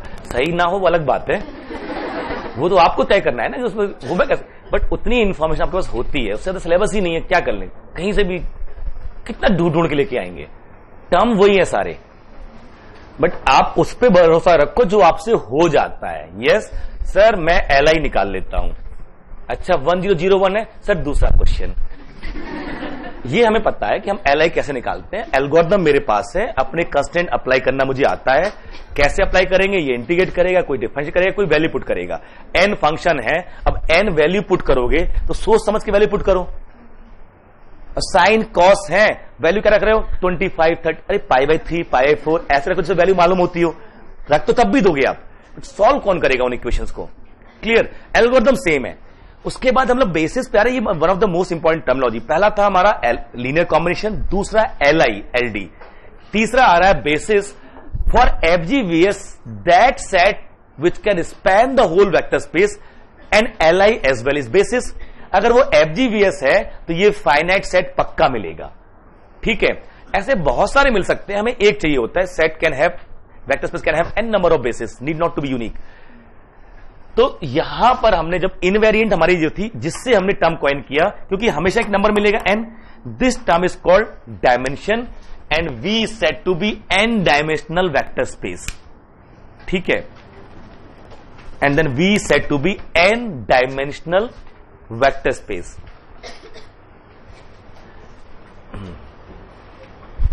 And then V is said to be n dimensional vector space, and hence FGVS are also referred as FDVS. Hence FGVS are also referred as FDVS, finite dimensional vector space. ठीक है, अब ये विचित्री है, every FDVS has a basis. सोचो ना कैसा stream लगता होगा, every FDVS has a basis, finite dimensional vector space has a basis. पहले बेसिस से पहले डायमेंशन है, पहले बेसिस आया, फिर डायमेंशन आया, फिर FDVS आया, फिर वापस जाने का तो रास्ता ही खत्म हो गया ना कि अब FDVS से वापस बेसिस पे जाए। तो this is wrong statement, actually it should be every FGVS has a basis. Clear? आगे लिखिए। तो अभी पूछा था एक्सटेंशन थ्योरम। ठीक है, any LI set of an FGVS, सुन लीजिए पहले, any LI set of an FGVS can be extended to form basis. आपके पास एक एलआई सेट, मान लीजिए डायमेंशन 10 है वेक्टर स्पेस, अब तो डायमेंशन यूज कर सकते हैं ना, अब डायमेंशन निकालना सीखेंगे हम लोग। डायमेंशन मान लीजिए 10 है, हमको 6 एलिमेंट वाला कोई एक सबसेट मिला जो एलआई है, इट कैन नॉट स्पैन, क्योंकि 10 is the smallest cardinality for spanning. Basis gives you the smallest cardinality for spanning, largest cardinality for LI, यही तो है ना। तो अगर 6 एलिमेंट एलआई मिल गए तो ये कुछ तो ऐसे बच गए जिनको स्पैन नहीं कर पाएगा, इन 6 को रखो। जो बच गए ना उनको स्पैन करने के लिए आपको कैसा सेट चाहिए? फाइनाइट सेट ही चाहिए ना, बिकॉज FGVS है। तो जो बाकी होंगे that can be span by finite set से S प्राइम। मान लीजिए ये S था, ये S prime, S is finite, S prime is finite. Take union. Now this will span. Now it is Li और LD. Question, अगर LD है तो कोई ना कोई तो बाकी डिपेंड कर रहा होगा। ये 6 तो है ही नहीं, हम पता है ये 6 तो आपस में दुखी करेंगे, तो इधर में से ढूंढेंगे जो बाकी डिपेंड कर रहा है, उसको बाहर कर देंगे। अब बचा तो फिर अगर Li तो डन, तो ये 6 थे और मिल गए, इस बेसिस बन गया, नहीं तो फिर ऐसे माइनस कर देंगे। इन दिस वे हम 20 से स्टार्ट करके 10 पे आ जाएंगे। मान लीजिए हमें ऐसे रैंडमली उठा ले, 6 तो थे हमारे पास, कहीं से 14 एलिमेंट रैंडम मिल गया, अच्छा ये बाकियों को स्पेंड कर रहे हैं, शामिल कर लिया, पक्का बाहर करना होगा हमें ये करके। तो पहले इन्हीं 14 में से बाहर हो जाएंगे, पूरे 10 बाहर होंगे, 4 बचेंगे, ये 6 और ये 4 मिलके उसको स्पेंड कर देंगे और बेसिस भी बना दिए। सो एनी एलआई सेट, ये सबसे ज्यादा यूज वाली थ्योरम है। हम लोग क्या वहां पर भी सब स्पेस लिया, उसको एक्सटेंड करके वेक्टर स्पेस की बेसिस बना दी, उसी को हर जगह, चाहे वो सिल्वेस्टर लॉ प्रूफ करना हो या डायलेशन प्रोसेस में जाते हैं हम लोग, या GMAM प्रूफ करते हैं, सब जगह extension theorem. Any LI set can be extended to form basis, but कहां बात हो रही है? FGVS में। ठीक है, समझ में आ गया? तो सबसे इंपॉर्टेंट टर्म अब आ गया है आपका डायमेंशन। आपको क्वेश्चन इस सेगमेंट से यही बनेगा, given set whether it is LI और not, given set whether it is basis और नॉट। ठीक है, चलिए फोर्थ नोट, इनवेरिएंट थ्योरम लिखा दी, any LI set can be extended to form basis in an FGVS।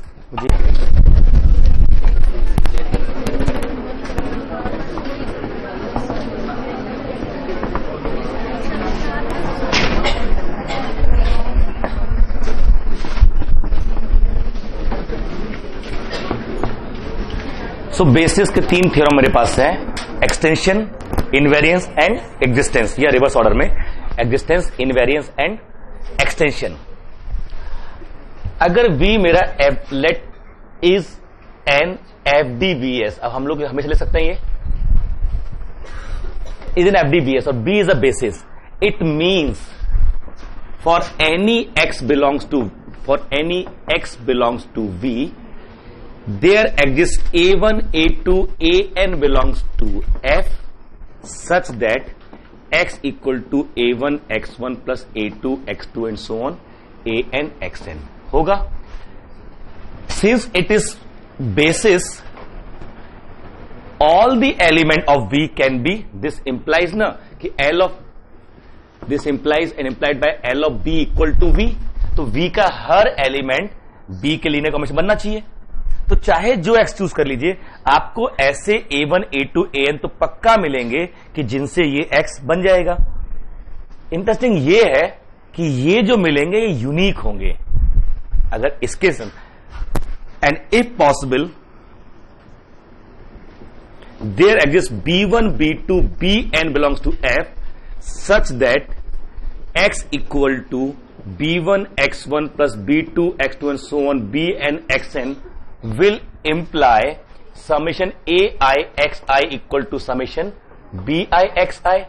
This implies summation AI minus Bi Xi equal to 0. ये linear combination है किसका? Linearly independent vectors का. Summation Ci Xi equal to 0. This implies Ci0 as Xi's are Li. That means Ai minus Bi equal to 0. That means पहले भी हम लोग spanning कर रहे थे, तब ये बोल रहे थे कि ये मैक्सिमम है जिससे. अब जो बेसिस है ना, जितनी चॉइसेस आपके पास है एग्जैक्टली उतने ही वेक्टर्स क्रिएट कर सकता है. यहां से काउंटिंग आ सकती है. ठीक है. तो जो नोट लिख रहे हैं आप तो तीनों उसमें थ्योरम्स में, नेक्स्ट नोट ये है. And hence define f from Vf to Fn so that f of x equal to a1 a2 an, then f is 1 1 and on 2. Function अगर पढ़ के रियल पढ़ के तो हम तो यूज कर ही सकते हैं technique. f is 1 1 n.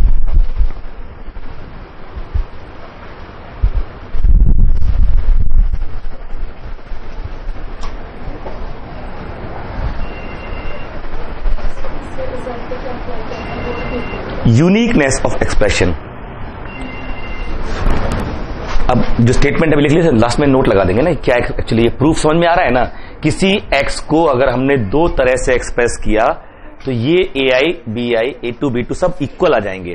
That means every vector can be obtain as a linear combination but that linear combination is unique. ठीक है. That is linear combination is unique. ठीक है.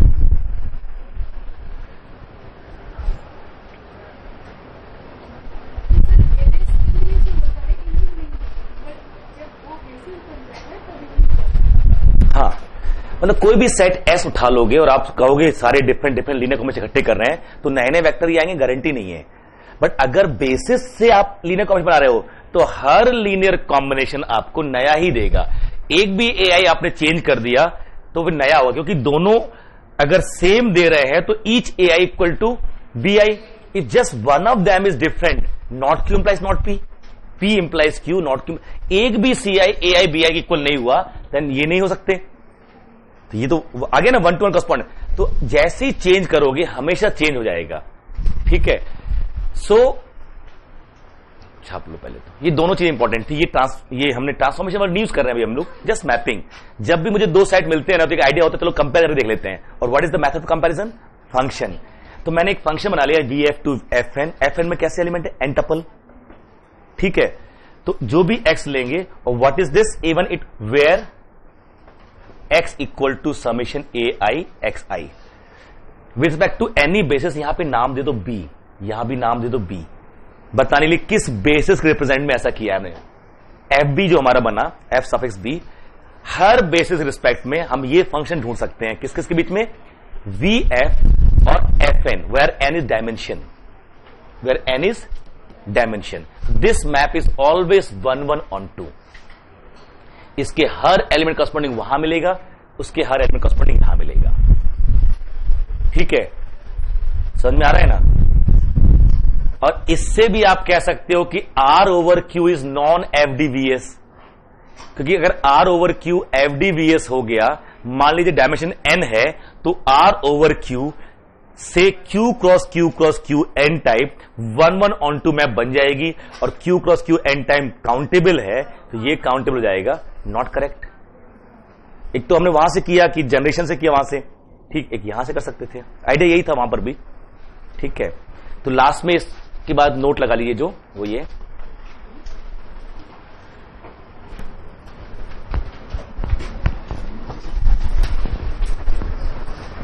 इफ, इसकी प्रूफ जो आया उसका result, if B is a basis of any FDBS, अब तो एफडी यूज करेंगे throughout, if capital B is a basis of any एफडीबीएस,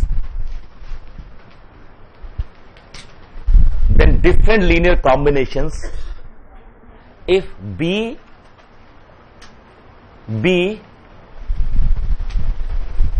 is a basis of any FDBS, then different linear combinations of elements of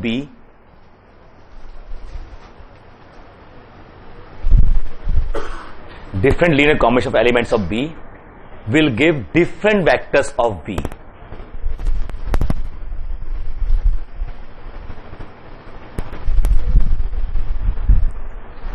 है ना, और वही proof किया अभी हमने। एंड इसी में moreover, if we fix the places of element in b, इसी में if B be a basis of V and FDBS V, then different linear combinations of the element of B provide different vectors in V, जो पहले नहीं था, है ना। हम क्या कहते थे कि वहां x1 plus x2 plus x3 लिख लिया था हमने पिछले वाले केस में, और देखा अगर x1 प्लस वो तो रिपीट भी कर सकता था, नहीं मालूम था कुछ भी ना, तो मैक्सिमम 8 बोल रहे थे वहां पर।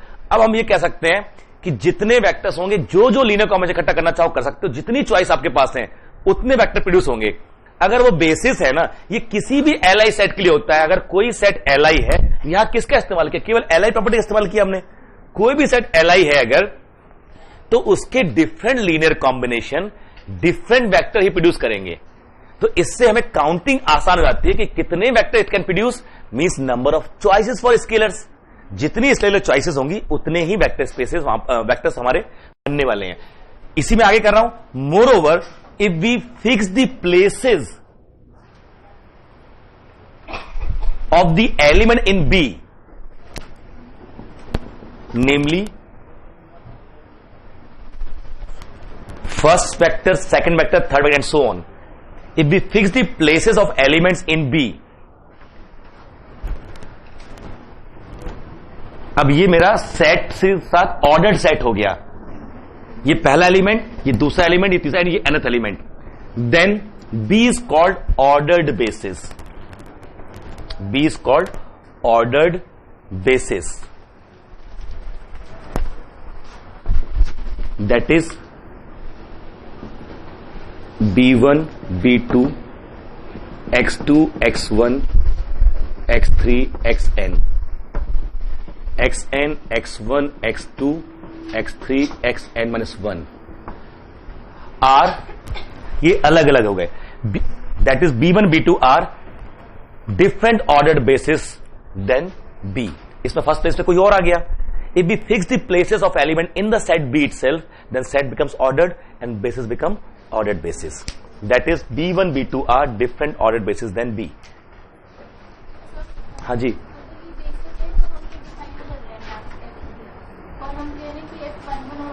हाँ नहीं है, इसे प्रूफ किया ना हमने, क्योंकि अगर ये 1 1 on 2 हो गया तो ये अगर f काउंटेबल है तो f n काउंटेबल है, f काउंटेबल है तो f n काउंटेबल है, और ये 1 1 on 2 दोनों साइड सिमिलर हो गए, इसको काउंटेबल होना पड़ेगा, और वो वहां नहीं है, इसलिए वो उसका फाइनाइट बेसिस नहीं होगी, फाइनाइट जनरेशन नहीं होगा उसका, ठीक है। आर डिफरेंट ऑर्डर बेस, और इसका फायदा क्या होता है, एंड देन इसी में ऑर्डर बेस समझ में आ गया। What is order basis? If we fix the places of element in the basis से B, first second third onward, and it is uniform, everyone take the first vector, second vector and so on, then it is called ordered basis. और ये different हो गई. And then with respect to ordered basis B, say x1, x2, xn, any x belongs to V is identified with a1, a2, an, n tuple as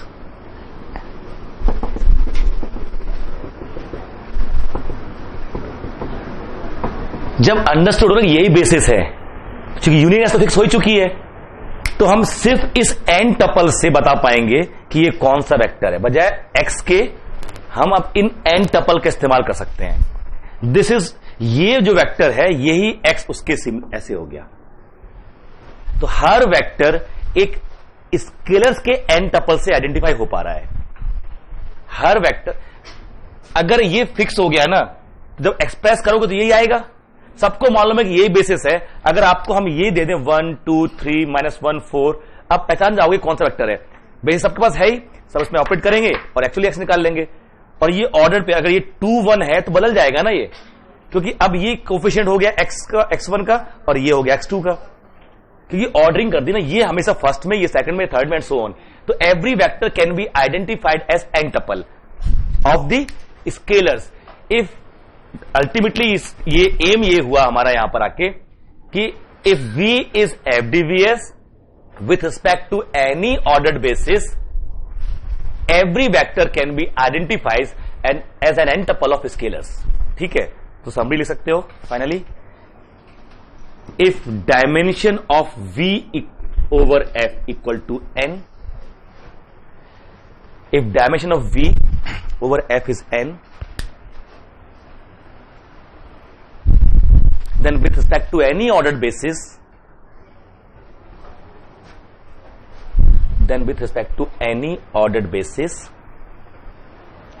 every vector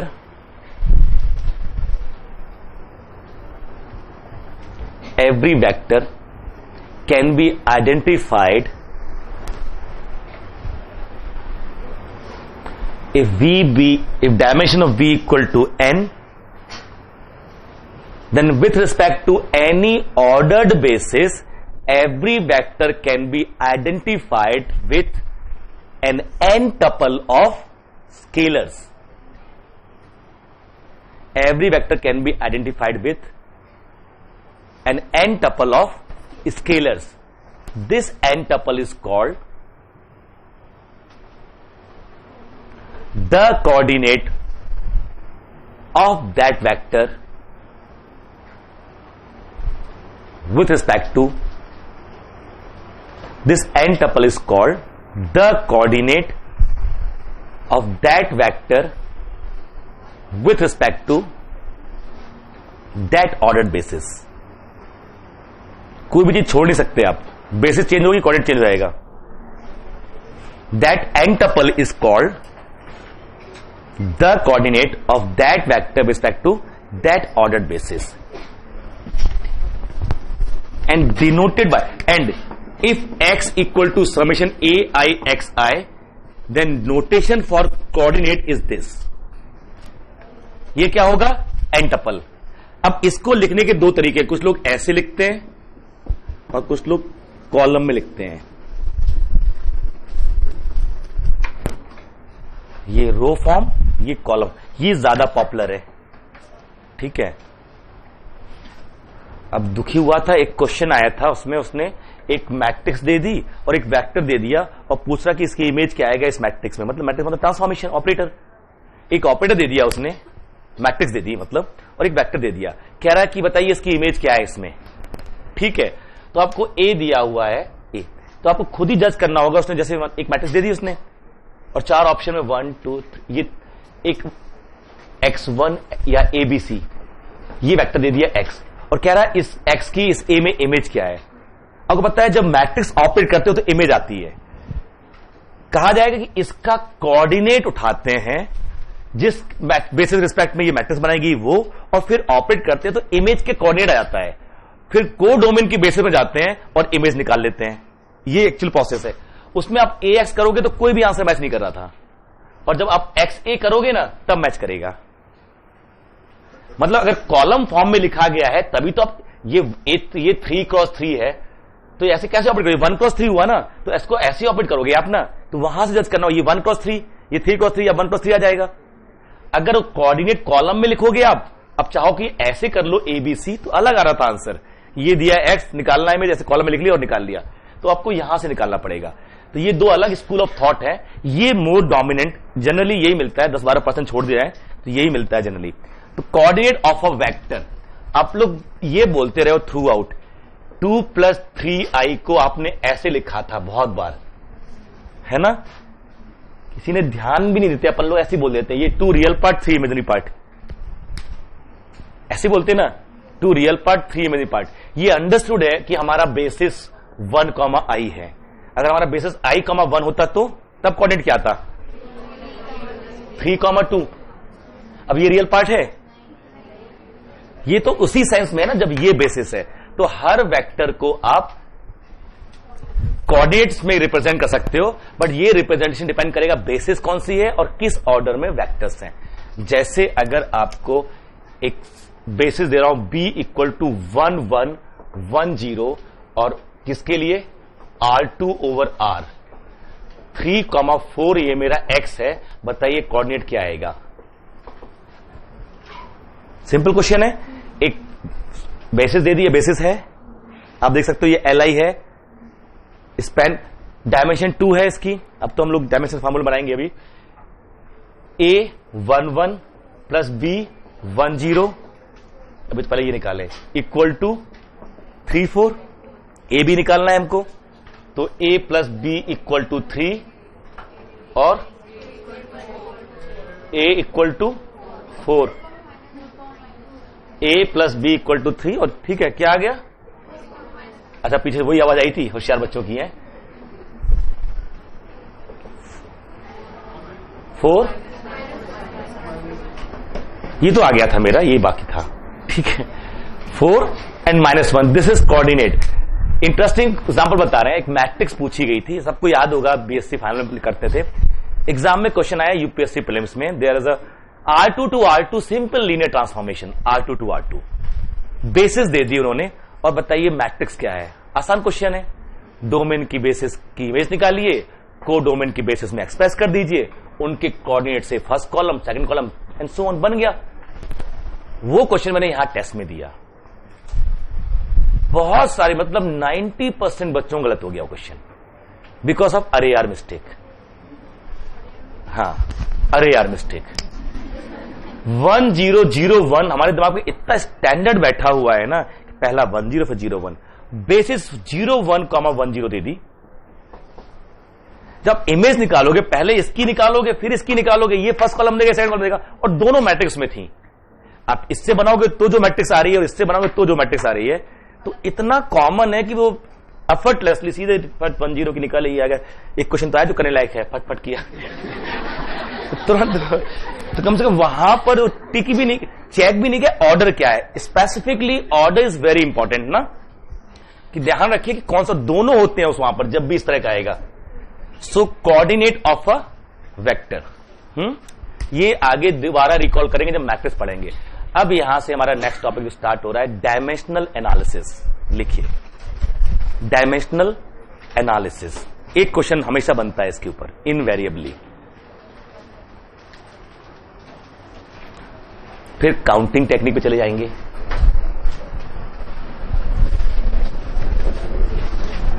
dimensional analysis, उसमें पहला point, dimension of Fn/F is always n.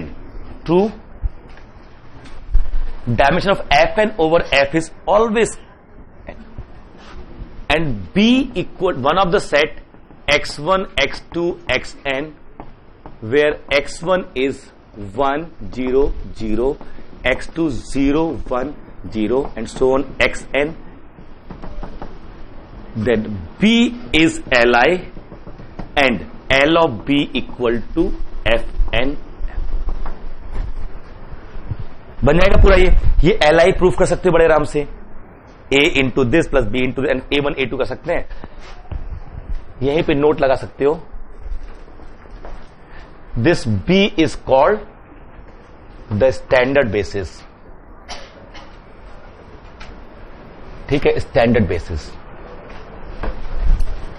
Standard.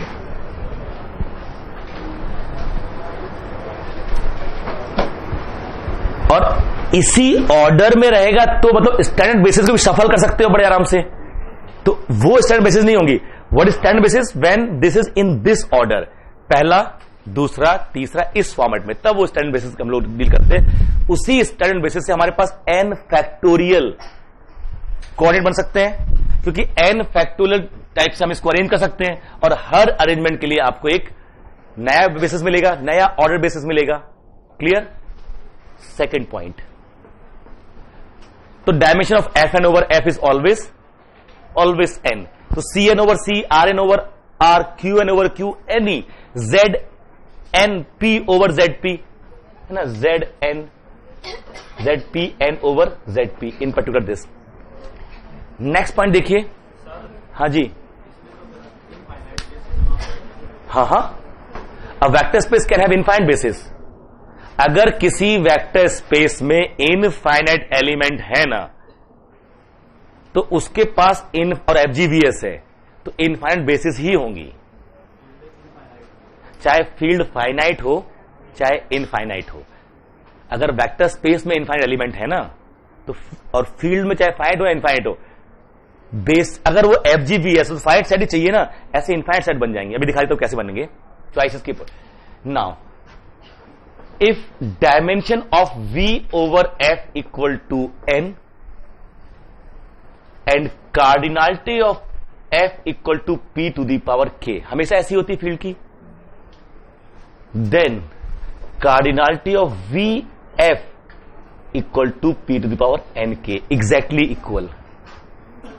ठीक है,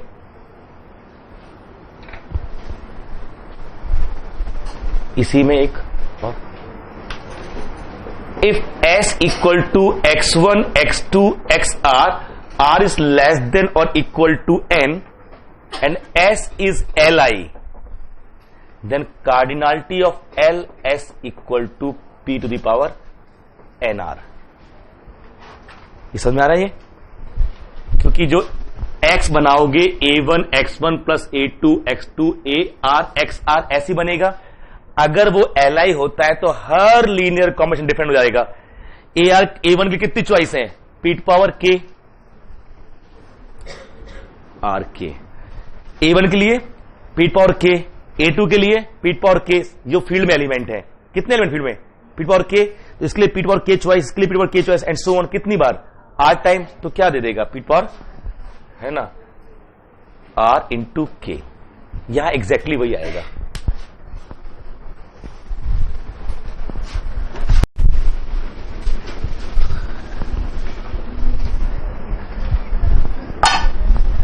next fourth, let dimension of V equal to over F equal to n। आपका question जो आप कहते हैं basis count कर रहे थे जैसे हम लोग, वहां से आप बोल find infinite dimension V over F equal to suppose n, this will and cardinality of F is P to the power k suppose. तो ये तो हम प्रूफ कर चुके हैं कि डायमेंशन ऑफ कार्डिनलिटी ऑफ ये क्या आएगा हमारा? P to power n into k। इसमें कुल कितने एलिमेंट है? n into k। एक जीरो वेक्टर है, बाकी नॉन जीरो वेक्टर है। एक जीरो वेक्टर है, बाकी नॉन जीरो वेक्टर है। कंफर्म? अब आपको मान लीजिए सेट बनाना है Li वेक्टर का। देखिएगा, let S equal to x1 x2 xr, पहले ये set such that S is Li। How many such set S? कुल कितने हैं इसमें? फाइनाइट एलिमेंट है, इसका कितने सबसेट होंगे? फाइनाइट सबसेट होंगे। उनमें से हम वो सबसेट ढूंढ रहे हैं जिनमें R Li वेक्टर हो। सिंपल क्वेश्चन समझ में आया ना? Our question is to count number of subset of this vector space V which has R element and that subset is Li as well. Clear हो गया?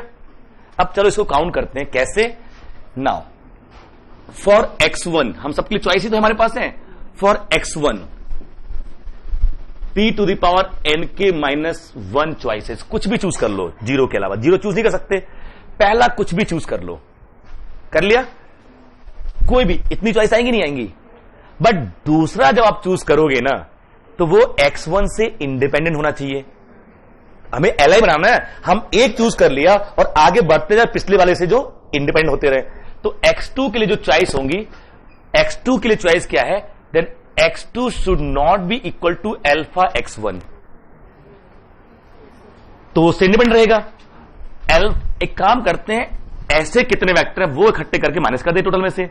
अल्फा के लिए कितनी चॉइस है? p to power k. तो क्या हो जाएगा?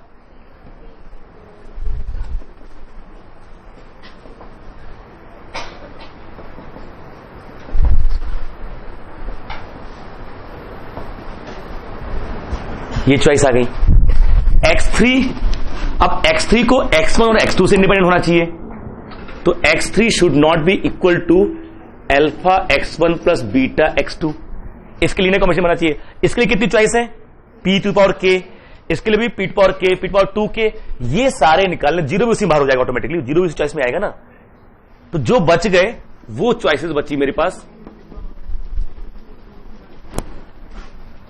ये 3 तो ये 2, ये 2 तो ये 1, ये 1 तो ये 0. तो R इंडक्शन लगा दें. R should not be summation AI XI I vary from 1 to R minus 1. कितना जाएगा? p टू पावर n के minus p to power R minus 1 के. ठीक है, पक्का? हाँ जी.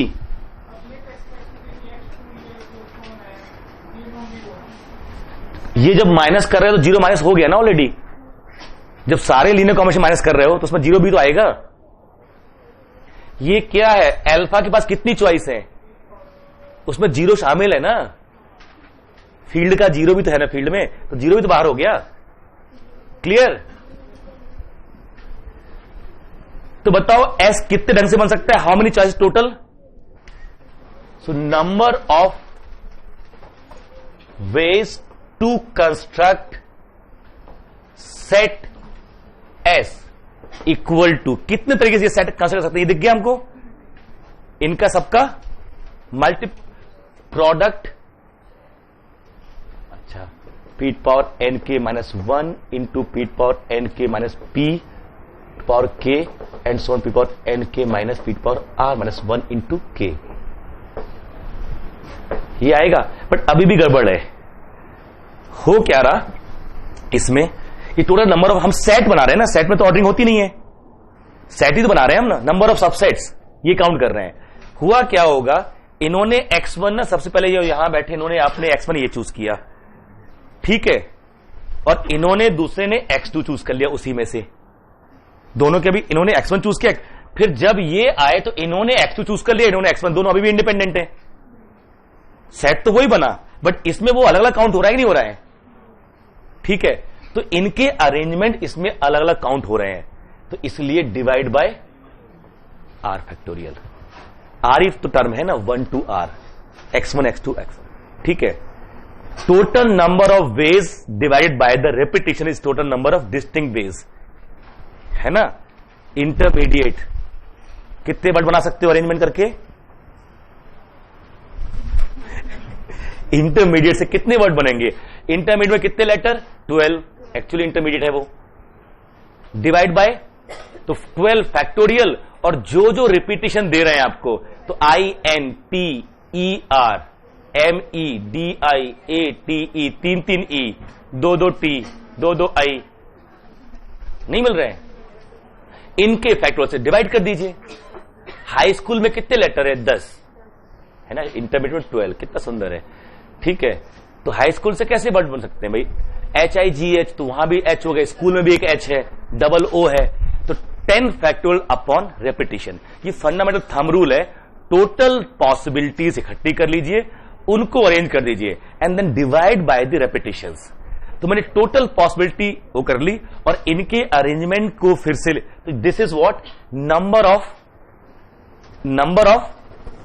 Subsets of V which are Li and having cardinality, ठीक है, R।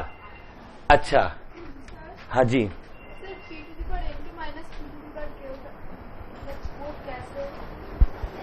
ये तो ये x1 आपने चूज कर लिया, x2 आपको चूज करना है और x1 से इंडिपेंडेंट, तो क्या तरीका होना चाहिए?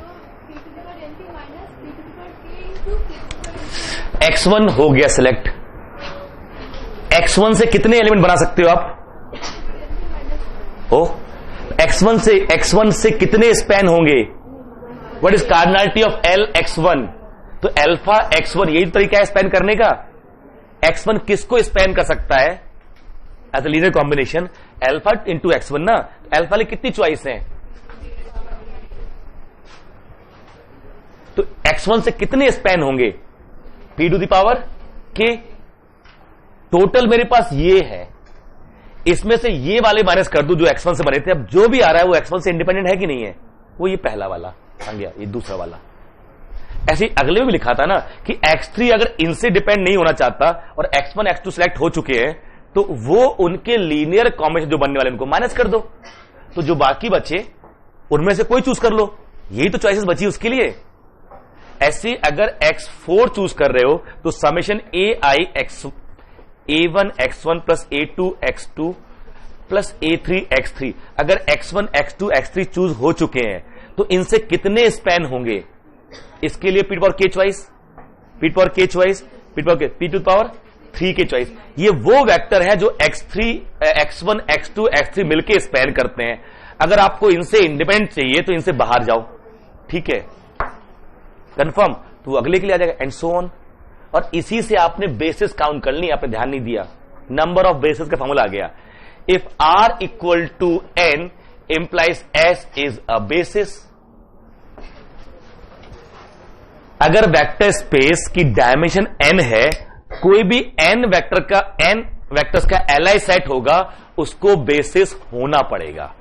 कि अगर वो बेसिस नहीं बना, यानी किसी को स्पैन नहीं कर रहा है, यानी कोई एक उससे इंडिपेंडेंट है, तो n+1 इंडिपेंडेंट, जबकि डायमेंशन जो आती है that is largest Li set, ठीक है।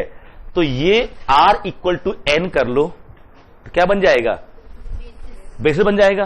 सो next formula, number of basis, number of basis क्या आ जाएगा? अब मैं ऐसे लिखूं चलेगा, product p to the power nk minus p to the power rk and r vary from 0 to n-1 divide by n factorial, ठीक है। And hence number of ordered basis equal to product P power nk minus P power rk, r vary from 0 to. अब जो divide किया था उसको हटा दो, ordering भी हो जाएगी। Number of total number of basis, this total number of ordered basis.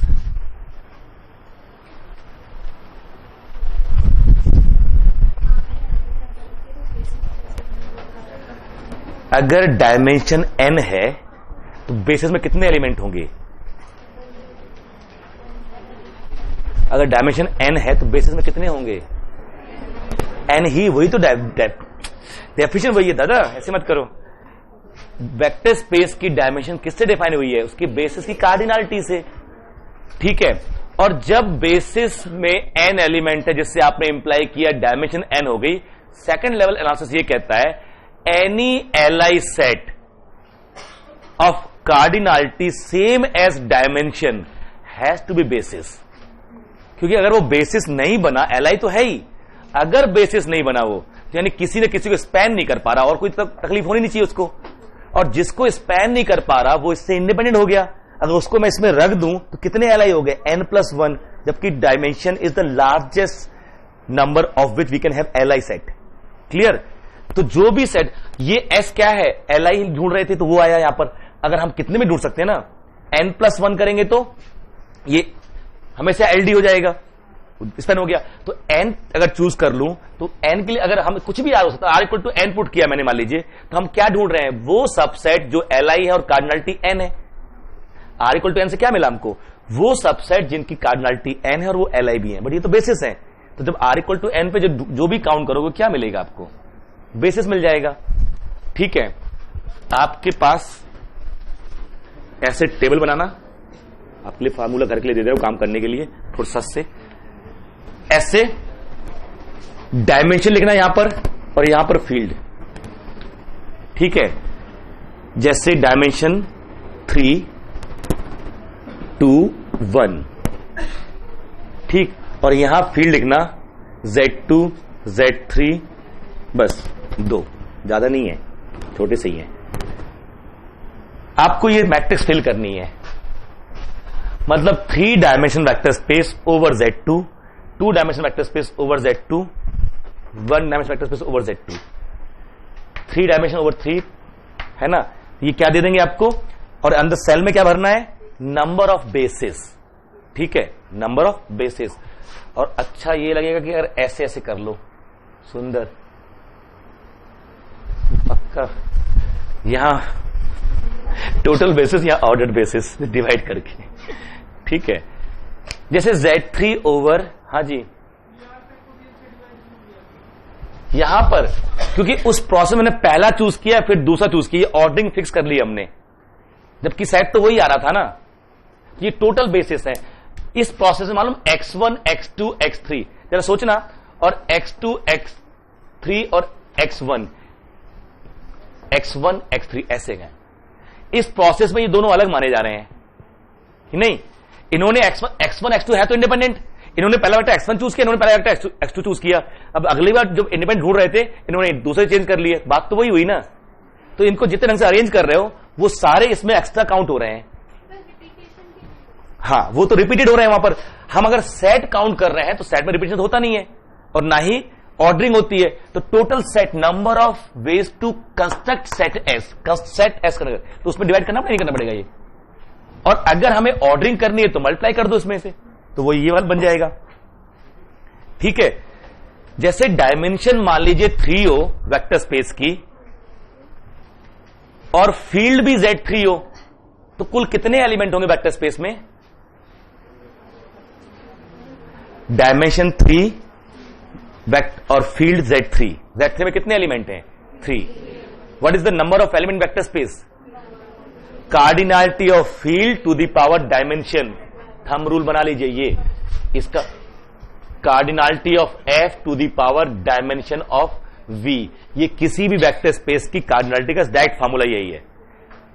ठीक है, 27 पक्का, 27। ठीक है ना। इसमें एक जीरो वेक्टर है और एक बाकी 26 नॉन जीरो वेक्टर। हमेशा परम्यूटेशन कॉम्बिनेशन काम आए जरूरी नहीं है, कुछ सिंपल लेमन लैंग्वेज सोचना शुरू करो। मेरे पास 27 एलिमेंट टोटल हैं इस वेक्टर स्पेस में। किस वेक्टर की बात कर रहा हूं मैं, डायमेंशन 3 और फील्ड Z3, या कोई भी वेक्टर स्पेस जिसकी डायमेंशन 3 हो और फील्ड में 3 एलिमेंट हो। 27 टोटल एलिमेंट आएंगे। एक जीरो वेक्टर होगा, बाकी नॉन जीरो वेक्टर। अब देखिएगा, मैंने एक वेक्टर स्पेस ढूंढा जिसकी डायमेंशन 1 हो। मुझे वेक्टर स्पेस बनाना है, सब स्पेस बनाना है जिसकी डायमेंशन 1 है। हम क्या करेंगे, एक नॉन जीरो वेक्टर लेंगे और उससे स्पैन करेंगे। वो अपने आप क्या देगा, डायमेंशन 1 का देगा, नहीं देगा। Suppose you want to construct a sub space of dimension 1, what you need, any non-zero vector you choose, it will span a vector space of dimension 1. You choose any two Li vectors, mix set S, it is Li x1, x2. Now, when it will span a vector space, its dimension will be 2, because ये basis बन जाएगा, 2 है, दोनों Li है और Ls equal to W, तो यही basis हो गया ना। डायमेंशन क्या हो गई, 2। R डायमेंशन का वेक्टर स्पेस बनाने के लिए आप R Li वेक्टर चूज करते हो और वो स्पैन कर देता है। ये जो नंबर आए हैं ना, ये जो नंबर आया, मान लीजिए ये नंबर आ गया m, तो इसका मतलब मेरे पास m ऐसे सेट्स हैं S1 S2 and so on Sm जिनकी कार्डिनलिटी क्या है r, और सारे कैसे हैं li। तो LS1 LS2 LS3 सब क्या हो रहे हैं, वेक्टर स्पेस बन रहे हैं। किस डायमेंशन के, r डायमेंशन के। अब ये नहीं पता कि LS1 LS2 सेम है कि डिफरेंट है, बट LS1 LS2 LS3 अगर ये m है, इसको समझ रहे हो ना, ये m मतलब ये क्या नंबर आया, number of ways to construct set S। तो अगर मैं देखूं तो मेरे पास S1 S2 एंड Sm हो सकता है m इक्वल टू 20 लाख हो, बट आगे आना कुछ ना कुछ। तो LS1 क्या है, LS1 is a vector space जो किससे स्पैन हुआ है, S1 से, और S1 खुद कैसा है, Li।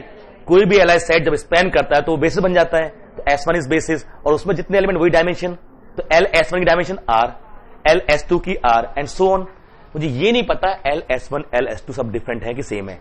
अगर मुझे मालूम चल जाए इसमें कितने डिस्टिंक्ट हैं, तो मैंने एक्चुअली क्या काउंट कर लिया, नंबर ऑफ सब space of dimension R। That will give us idea to count number of subspace. But एक तो ये मेथड हुआ, एक ऐसे ही सोच के देखो, 26 एलिमेंट का सेट लिया मैंने, 27 एलिमेंट इनफैक्ट, डायमेंशन 3 और फील्ड Z3, उसमें से एक वेक्टर चूज कर रहा हूं other than 0, S1 X। X is non zero member of V, और V में कितने एलिमेंट टोटल, 27। ठीक है, अब इससे बनाओ LS1, देखना 0 X1 2 X1 यही बनेगा, क्योंकि फील्ड मेरी क्या है 0 1 2। पक्का कितने एलिमेंट होंगे, ये Li है कि नहीं है, और इसको स्पैन कर देगा नहीं कर देगा, तो इसके पास दो बेसिस है, एक ये और एक ये। अगर हमको नया ढूंढना है ना, तो इन दोनों के अलावा ढूंढना चाहिए। ये एक सब स्पेस बन गया ऑर्डर 2 का, ऑर्डर 1 का डायमेंशन 1 का बन गया, डायमेंशन 1 का सब स्पेस। अगर एक और सब स्पेस बनाना तो क्या करना पड़ेगा, इन दो के अलावा ढूंढना चाहिए हमको, तभी तो बनेगा। मेरे पास कुल कितने एलिमेंट है, 27। एक तो हट गया 0, 0 बनाएगा नहीं, सब में 0 तो आने ही आना है, हर वेक्टर्स में 0 तो आएगी आएगा। अगर डायमेंशन 1 का सब स्पेस और बनाना है, तो इन दोनों में से कुछ भी चूज करो, बार बार यही बनेगा। अगर नया सब स्पेस चाहिए, तो बाकी जो 24 बचे हैं ना, उनमें से एक लो, वो बनाएगा नया, बट वो एक और खर्च करेगा। अगर व्हाइट, कितने खर्च हो चुके हैं इसमें से, 3 एक्चुअली, और 0 तो बार बार लौट के 2 खर्च हो चुके हैं, कितने बचे 24, उसमें से एक चूज करो Y1, तो Y0 Y1 2 Y1, फिर 2 खर्च हो गए, ऐसे 2 खर्च होंगे, कितने सब स्पेस आएंगे, टोटल 13 सब space of dimension 1 of this vector space of dimension 3 over Z3। ये उसका ऐसा ही क्वेश्चन है पीछे, फार्मूले से भी हम निकालेंगे, फार्मूले होंगे, बट हर एक के लिए फार्मूला थोड़ी चाहिए। डायमेंशन 2 करते तो डायमेंशन 3 है ना वेक्टर स्पेस की, 1 का डायमेंशन 1 का सब स्पेस बन सकता है, 2 का बन सकता है, 3 का बन सकता है, 0 का बन सकता है, 4 ही तो पॉसिबिलिटी है, 0 का 1, 3 का 1 वो खुद, बाकी जो होंगे कौन को होंगे 1 के और 2 के। आप देखोगे ना, जब ये 2 यहां 1 चूज कर लिया, तो 2 बाकी अपने आप भी तो हो गए। आप बेसिस उठाओ, जितनी बेसिस बनेगी, हर बेसिस को एक यहां निकाले, 2 अपने आप तो हट गए ना, डायमेंशन 2 के भी 13 ही बनेंगे। इस केस में चांस की बात ये है, डायमेंशन 1 के 13 बन रहे हैं ना, अब देखो डायमेंशन 2 के भी 13 ही बननी चाहिए, क्योंकि पूरे बेसिस में 3 ही एलिमेंट तो होने हैं, डायमेंशन 3 बेसिस की, तो एक बेसिस में कितने एलिमेंट, 3, उसमें से एक निकालोगे, 2 भी तो बेसिस बना देंगे अपने आप, वो डायमेंशन 2 वाली, तो ये 1 to 1 कॉरेस्पॉन्डेंस आ जाएगी। मतलब NCR इक्वल टू NC(n-R)। जब मैं इसमें से डायमेंशन 1 के 13 मिले ही नहीं मिले, 13 कैसे मिले, अगर मैंने बनाना है डायमेंशन 1 का, तो एक वेक्टर से स्पैन होगा वो, इसमें कितने हैं 27, मैं एक चूज करूं, वो नॉन जीरो, मान लीजिए मैंने x चूज कर लिया, x, इस x से क्या बन गया 0 x, ये तो बन गया ना। अगर इससे स्पैन करूंगा तब भी ये बनेगा। अभी इसमें कितने हैं 24 0 के अलावा। अब अगर नया चाहिए, ये मेरा W1 बना है, अगर नया चाहिए तो वो वेक्टर ये नहीं होना चाहिए, ये नहीं होना चाहिए, 0 भी नहीं होना चाहिए, तो वो जो W2 आएगा LS2, वो 0y और 2y, और ये दोनों इससे डिफरेंट ही होंगे क्योंकि एक भी कॉमन हो गया तो दोनों सेम हो जाएंगे, क्योंकि ये भी इसको स्पेन कर रहा है, ये भी इसको स्पेन कर रहा है, दोनों स्पेन कर रहे हैं, एक भी कॉमन हो गया W1 इक्वल टू W2, उसमें 2 खर्च हो गए, तो कुल 26 एलिमेंट है, एक में 2-2 खर्च हो रहे हैं, तो फिर वो 13 ही देंगे आपको ना। But in any way you have formula to count sub spaces of different dimension, you have formula to count basis, ordered basis and basis of sub spaces. किसी बेसिस, सब स्पेस कितनी बेसिस है वहां से निकालेंगे। चलिए मिलते हैं, समझ में आ रहा है ये? इधर से क्वेश्चन बनता है।